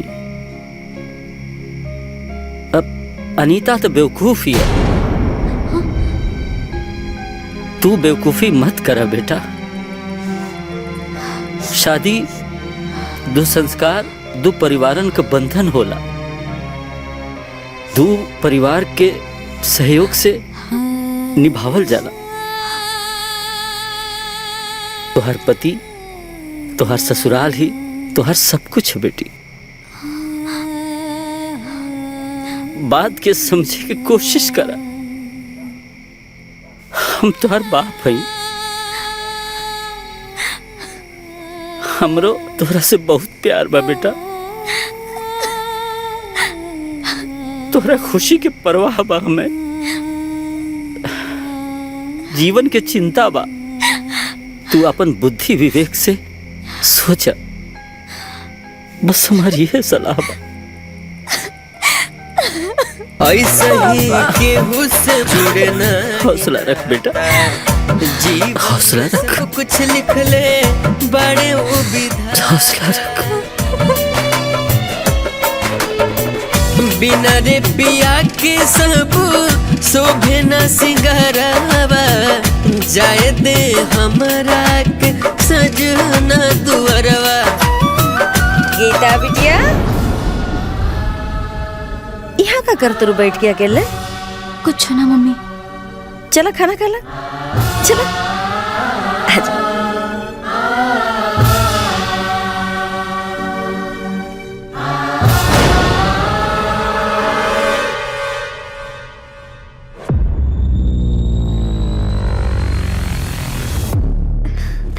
मम्मी। हाँ बिटिया। मम्मी, हमारे ससुराल से होली आइल बा।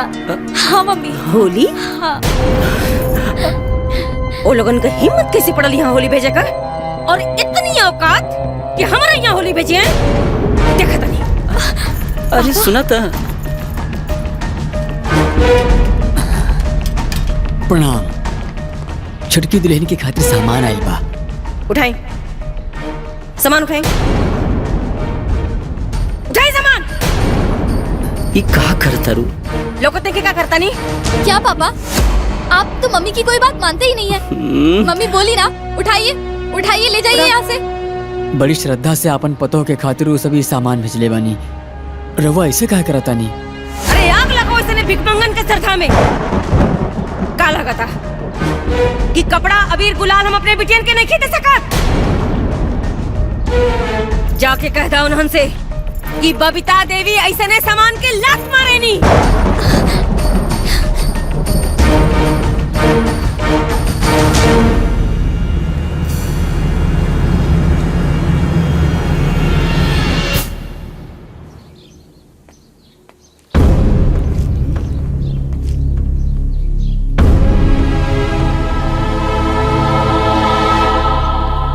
आखिर वो अपने के समझत का बाड़ी हैं? न उनके लगे हमन का इज्जत, न हमन के श्रद्धा का इज्जत, न मेरे लड़का का वैल्यू।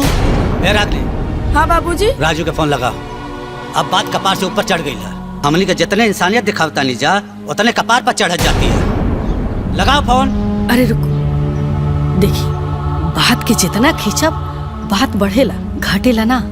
अरे माई केहू कितना बर्दाश्त करी, वो लोग हर बात में नीचे दिखावता रे, ऐसा थोड़ी ना होला। चुप, ज्यादा आवेश में ना विवेक खत्म हो जाला। लेकिन हमन के इतना गिरल थोड़े बाड़ी सन कि हमन के साथ ऐसा बर्ताव। हे जी शांत हो जाई, अशांति से काम ली। साल भर पे होली आइल बा, पहले शांति से होली मना लेल जाओ, ओकरा बाद देखल जाई का करे के बा। चले।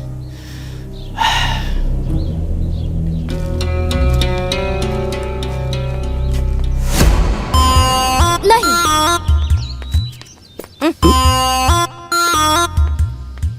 ओ माय गॉड, देखो ना मम्मी, बार बार छोटन जी कह रहे हैं कि आज होली है तो मेरे मम्मी पापा से आशीर्वाद ले लो, आशीर्वाद ले लो। कहे वो लोग भगवान हुआ का कि वो लोग का आशीर्वाद चाहिए का दामाद जी? ना ना सासू माँ, मने का हो गई बा हमरा दोनों दामादन के कि हर बात में माई, हर बात में बाप। कौनो जरूरत ना है के फोन करे का। जी ना सासू माँ। ओके। ए चाची, एगो जीजा जी तो यही जवानी, छटको जीजा जी के बुलाई रंग गुलाल खेले के बाद। कौन जीजा जी हो? जीजा जी गीता दी के हस्बैंड। माने उनकरा संगे गुलाल ना खेलबू तो तोहार होली पूरा ना होई।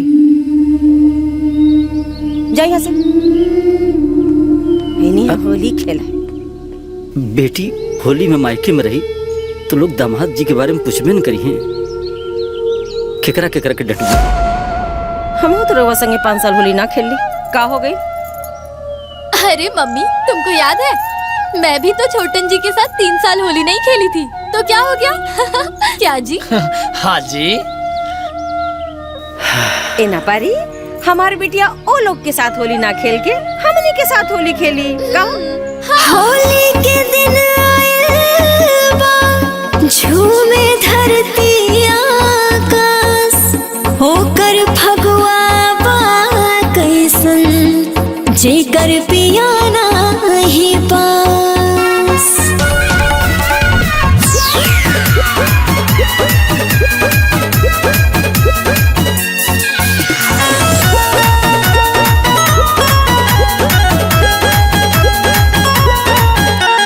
होलिया में छछा नता जियवा हो, पीवा पड़े नाही पंजरा,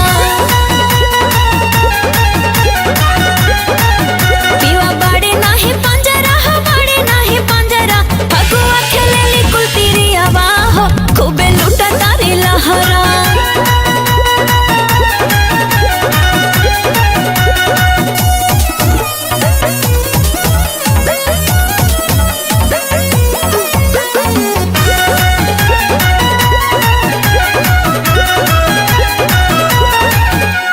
फर फर गुलाल उड़े, रंग लाले लाल उड़े, बाहे भागो ना हटाता जिया भरो छाल उड़े। मस्ती के दिन बाटे, मौसम हसीन बाटे, जिकर पिया पास बाड़े, फगुआ हसीन बाटे, सबका जुड़ात बाटे ही हवा हो, पिया बाड़े नाही पंजरा।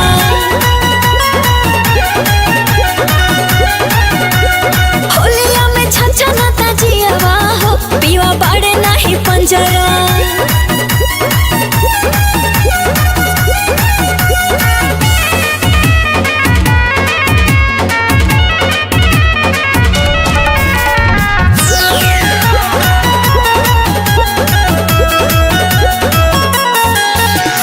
अंग अंग खिले लागल, मजा खूबे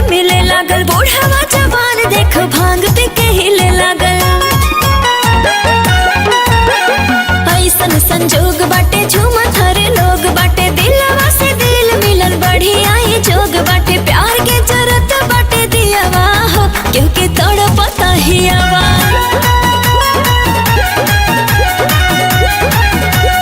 होलिया में छछनता जियावा हो पीवा पड़े नहीं पंजरा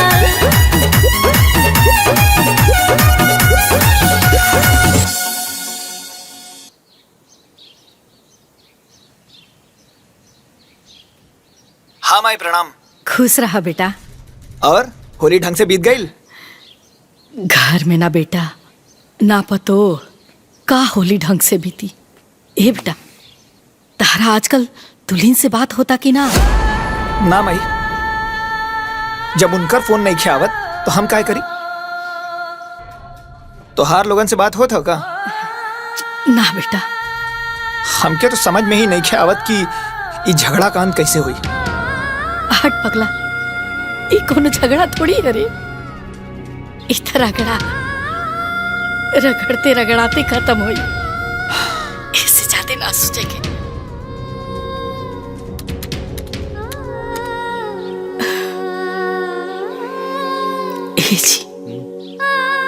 ओकरो से बात नहीं किया होगत, समझ में नहीं किया होत का कल जाओ। हमली का चलल जाओ। ठीक कहा था नहीं रहुआ।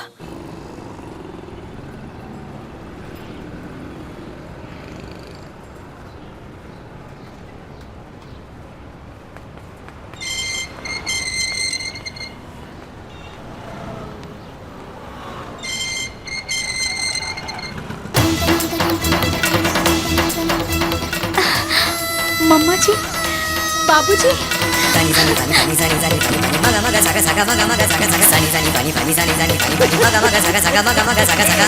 पाँच लाख 5,0595 का हार गिफ्ट कैले ही होली पर। तनी संभाल के रखिया, बड़ी लापरवाह किस्म के हैं। वैसे रुक जा। रउआ लोगन के हमरा औकात में और अपना औकात में कोनो अंतर लौकेला कि ना? माने कि हम पागल रहनी है कि जौन रउआ के घरे में अपने बिटिया के बियाह के लिए बनी, या हमार मती मारल रहा कि जौन एगो बेरोजगार लड़का के उठा के अपन दामाद बना लेनी। ई सब हम अपने बिटिया के ऐश और आराम खातिर कैले रहनी है, रउआ लोगन के सुख और आराम खातिर नहीं भाई। ए सुना, सुनावा। बात आराम से भी तो हो सकेला ना। इस सब के लिए चला बैठावा, नाश्ता पानी करावा, फिर बात हुई ना। कि वो अपना रिश्तेदार से ऐसे व्यवहार करेला का? रिश्तेदार? कहाँ का रिश्तेदार? कैसा रिश्तेदार? हमरा के समधा समधी से कुछ लेना देना नहीं खे। हमरा के अपना बिटिया से लेना देना बा बस। देखिए समधी जी, ई कहा सुनी से ना रहुआ बेटी के जिंदगी बर्बाद हुई। जबले हम जिए तनी ना, हमरा बेटी के जिंदगी बर्बाद ना हुई। राउर बेटा के जिंदगी बर्बाद हुई। रउआ गलत सोचता नहीं।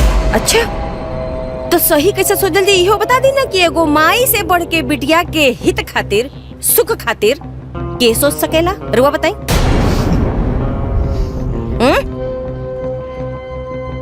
हमरे बिटियन के जीवन हमरे हिसाब से चली, बुझाइल? देख बड़की बिटिया खड़ी, आई बड़का दामाद लखनऊ में घर बनता और गोरखपुर में जमीन किना गई, बुझाइल? वैसे ही छोटकी ओ बिटिया खातिर सोचले बनी। रउआ लोगन जैसन लाचारी का जीवन नहीं खींचिए कि भाई हमरे बिटियन के।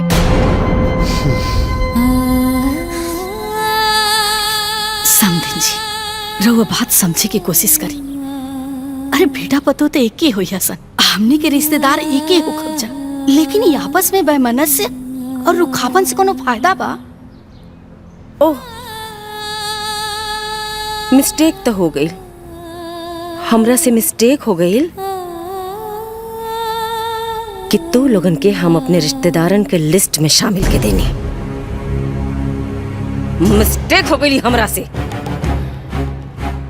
अपना बेटियन के सुख के खातिर हम कुछ भी कर सकता नहीं। जा लोग यहाँ से।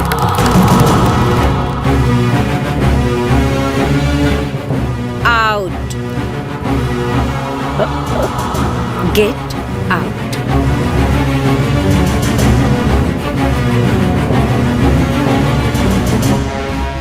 Get out, get out, get out. आन बान में बतिया बिगड़े भइल रोही जाला सोचल सगरे। देर बहुत हो जाला जबले हो,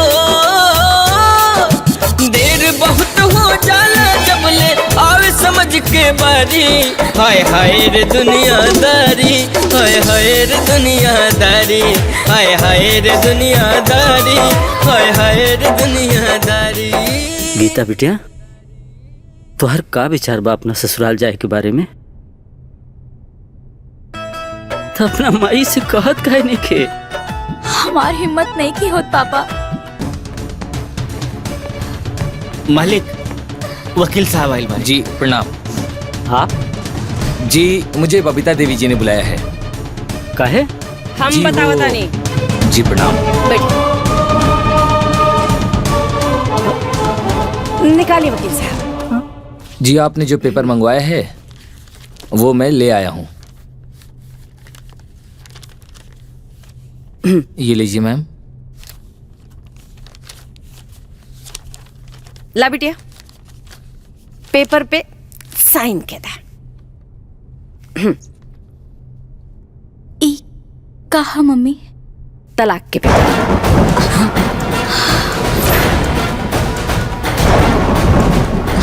तलाक के पेपर? काहे? काहे से कि हमरा अपना बेटी के उस स्वार्थी परिवार से छुटकारा दिला के बढ़िया घरे घर बसावे के बा। साइन कर बिटिया। ना मम्मी। ओह माय गॉड! क्या गीता, मम्मी तुम्हारी भलाई के लिए ही बोल रही है। चलो साइन करो। गीता, हमारी बात ना मनबू? गीता साइन कर। ना मम्मी, ना। कबो कबो औलाद के दुश्मन होले बाप महतारी। हाय हाय रे दुनियादारी, हाय हाय रे दुनियादारी, हाय हाय रे दुनियादारी।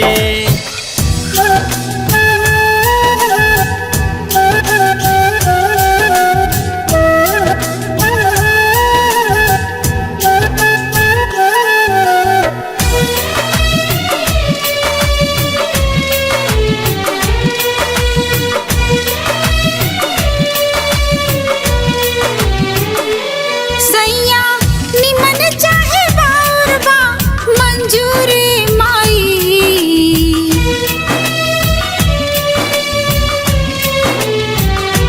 सैया निमन चाहे बाउर बा मंजूरी माई। बाकी जाइब हम ससुरवा जरूरी माई। बाकी जाइब हम ससुरवा जरूरी माई।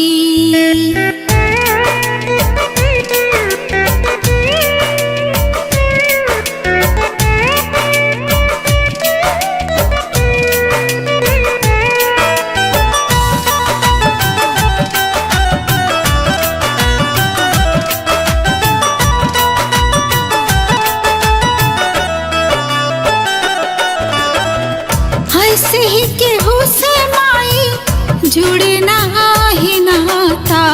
जीवन में सब कुछ लिख ले बाणी हो विधाता।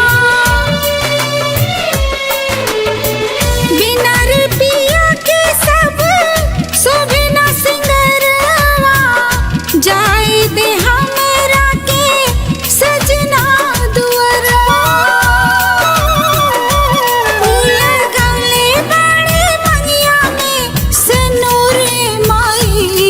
बाकी जाइब हम ससुरवा जरूरी माई। बाकी जाइब हम ससुरवा जरूरी माई।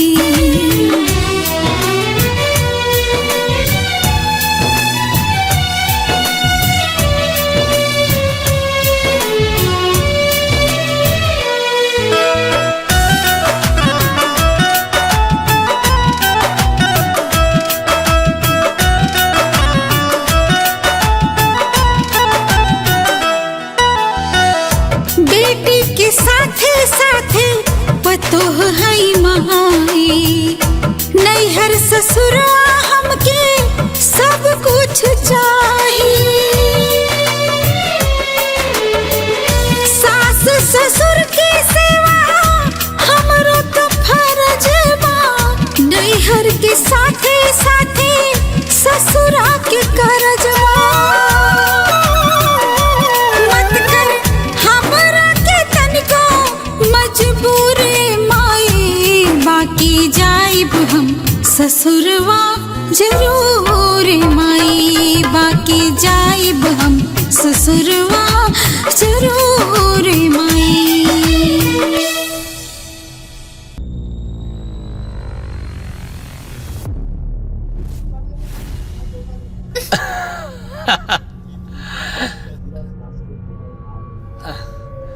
मम्मी ये चैनल चेंज करो ना। ली सासू माँ। अरे साइन कर। ये कहा? साइन कर। तलाक। हम तोरा के तलाक देता नहीं। क्या पापा आपका दिमाग खराब हो गया है क्या? मार दिमाग खराब हो गई बा। साइन कर। तोहर हिम्मत कैसे भइल हमरा से तलाक लेवे का?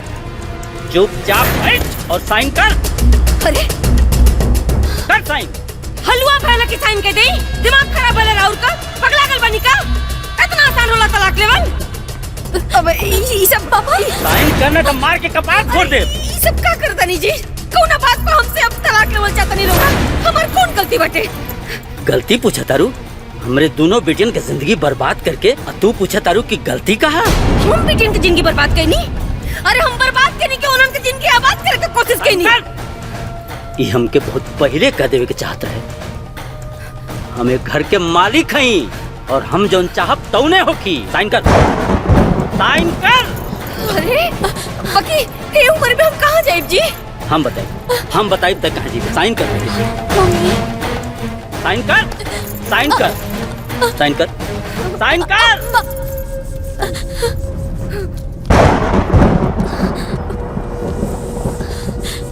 चल तो के बताओ तनी कहाँ जेबे तू? चल चल चल हम तो असली जगह बता तनी। पापा छोड़ दी ना पापा मम्मी के। ना बेटा मत करी पापा। ना बेटा ये औरत पागल हो गई बा। पागल औरत के हमरा घर में कौनो जगह नहीं के। और पागलपन की वजह से हमारा पूरा परिवार बर्बाद हो गई। चल ना पापा सुनी ना हमारी बात सुनी। रोको सुनी कहने के हमारी बात सुनी। अबे हम का के लिए बनी कि हम के इतना बड़। अब तू ये घर में 1 मिनट ना रह सके तू। बाबूजी चल निकल हमरा ना गीता ना ना। हर माँ अपने औलाद के जीवन सजावेले, फिर तहरा नियर दुष्ट महतारी अपना औलाद के जीवन बर्बाद कर देले। जे दूसरा के घर उजाड़ेला ना एक दिन ओकर घर भी उजड़ जाला। आज से हमार तोहार रिश्ता खत्म। जिस बात सुनी खबरदार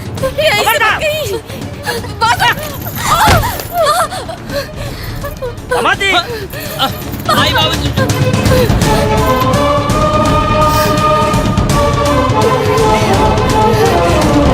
जी जी ससुर जी। जी पापा। बोली अपना घर कब जाइब और जाइब कि ना? ससुर जी हमता सासू माँ और रहुआ बेटी के दबाव में आके यहाँ रहता नहीं ना के अपन घर परिवार माई बाबू के छोड़ के यहाँ रह के चाहिए। ससुर जी बताइए ये मेरे और मेरे माँ के ऊपर इल्जाम लगा रहे हैं। वैसे भी आपका परिवार कुछ कम है क्या? इनकी माँ एक नंबर की झगड़ालू और इनके बाबूजी एक नंबर के स्वार्थी। इनका तो पूरा का पूरा परिवार ही गलत है। मैं तो सिर्फ निकम्मी माँ की चमची स्वार्थी औरत हमरा के हमरा घर परिवार वालों से अलग कर देले। वो बेचारे कुछ भी न बोले फिर भी आज वो गलत माने। ओह माय गॉड, आपने मुझे निकम्मी कहा, स्वार्थी कहा, यहाँ तक कि मेरी माँ की चमची भी कहा। हम तोरा के निकम्मी बोल लिया। एक भी शब्द अगर हमरा परिवार के बारे में गलत बोलू ना ससुर जी तो सासू माँ के तलाक से अलग कर देले बाड़े। हम तो बिना तलाक के तोहरा के ले जाके बीच नदी में गला दबा के मार डाला। अरे हमरा के तू नामर्द बना के रख ले रहलू हा। हम था आपन जवान की खातिर बंद रख लिया कि घर में शांति बनल रहे। कितना टॉर्चर सह लिया, इतना जलील बह लिया, फिर भी हमार दिल जाना था दिल। बस दामाद जी जाइए अपना घर परिवार के लेके आइए। जी ससुर जी। गीता। जी पापा। अपना ससुर से बात कराओ बेटा, फोन लगा के। जी पापा।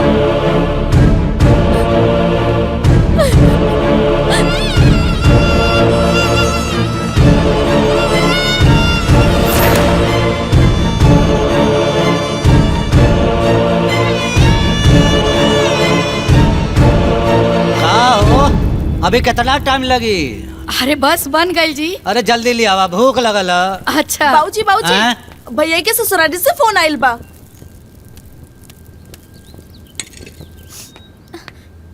पापा ली बाबूजी।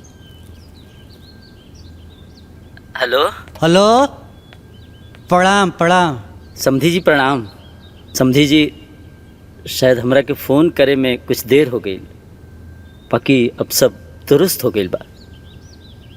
हमारा द्वार पे रउआ सभी के साथ जौन बर्ताव भइल ओकरा खातिर हम माफी मांगे चाहतानी।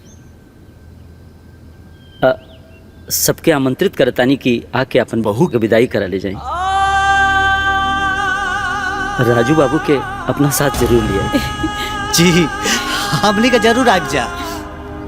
हाँ समधी जी हमनी के जरूर आ जा। जी जी।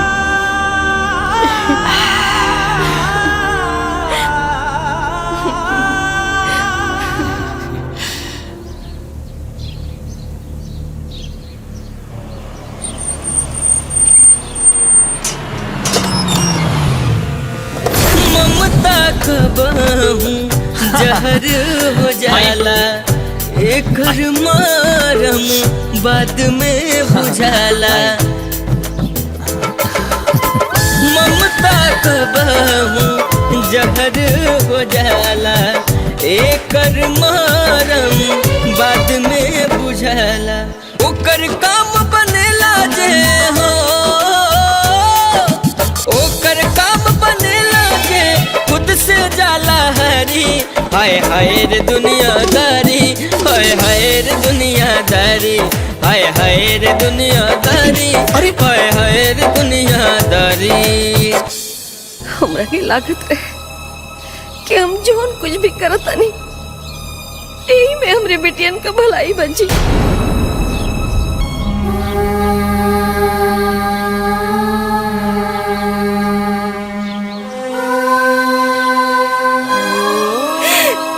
बाकी हम गलत रहनी जी।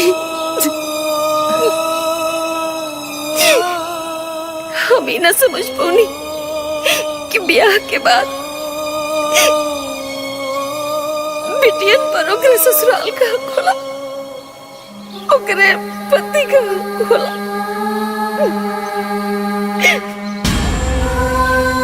बहुत बड़ी गलती हो गई जी, बहुत बड़ी। ये को माइक आनर ममता समझ के माफ कर दे रहा समय, बस माफ कर दे।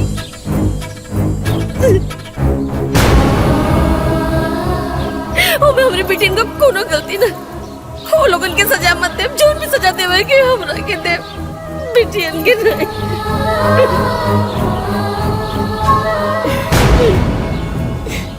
ना समझी जी, अरे तो रुआ हमनी के संबंधी बानी, रुआ हमनी के कोनो दुश्मन नहीं की कि रुआ की सजा देल जाओ। जवन रौरा अपना बेटी खातिर सोचनी वह तो हमनियों के अपना बेटा खातिर सोचनी। जवन कहनी वो अपना बेटी खातिर कहनी तो हमनियों के तो अपना बेटा खातिर कहनी सन। चली सब बराबर हो गई, चली अब चली।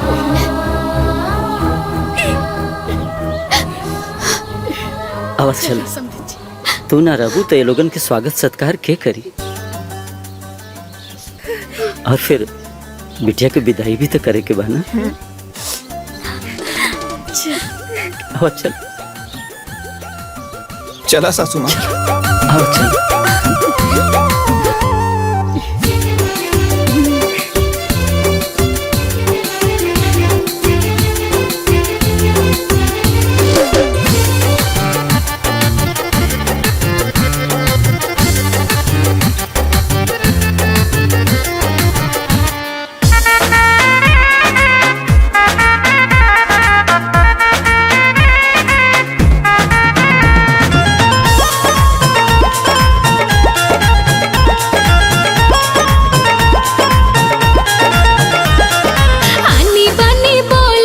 ससुरा के हाई है मोल, देखे में तो बड़ा सुहावन लागे लाई दूर के ढोल।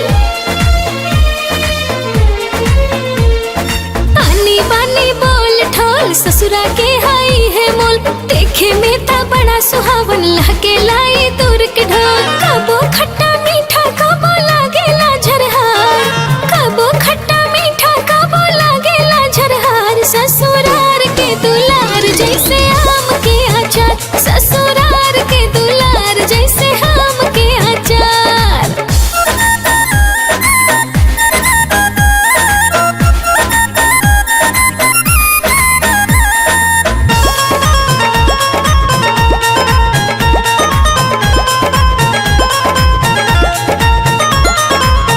झगड़ा होला रगड़ा होला, सब लोग रूसला, बाकी ऐसन रिश्ता कबहू ना छूटेला।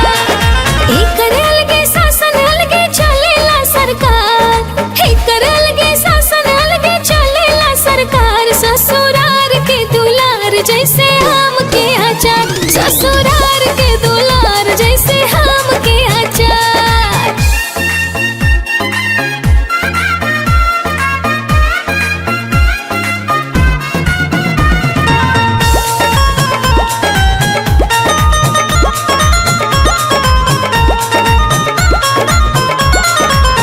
आज लेके हूँ ना समझली रिश्ता के गहराई, रहेला सबके साथे साथे बन के परछाई।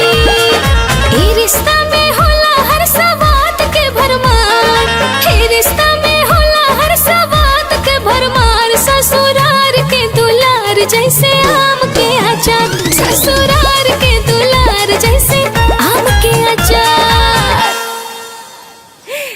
ए बहनी लोग, बिटियन के ब्याह के बाद उनके शादीशुदा जीवन में दखल देवल ना अपने जीवन का सबसे बड़का गलती बा। हम तो ये गलती कइये देहनी, रहुआ सभे मत करो, बहुत दुर्गति होला जी।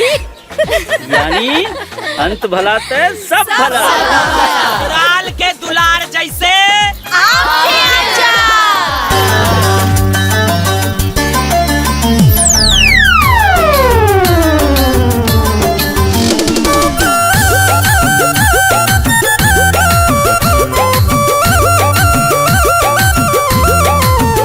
चूड़ी खन के लागल, गजरा महके लागल, बस में जियरा ना बा, गजरा बहके लागल। चूड़ी खन के लागल, गजरा महके लागल, बस में जियरा ना बा, गजरा बहके लागल। अब ये दिलवा रहेला मगन, तोहरे नैया के लागल लगन, कि जब से मिलना तो हमके सजन। तोहरे नैया के लागल लगन, कि जब से मिलना तो हमके सजन।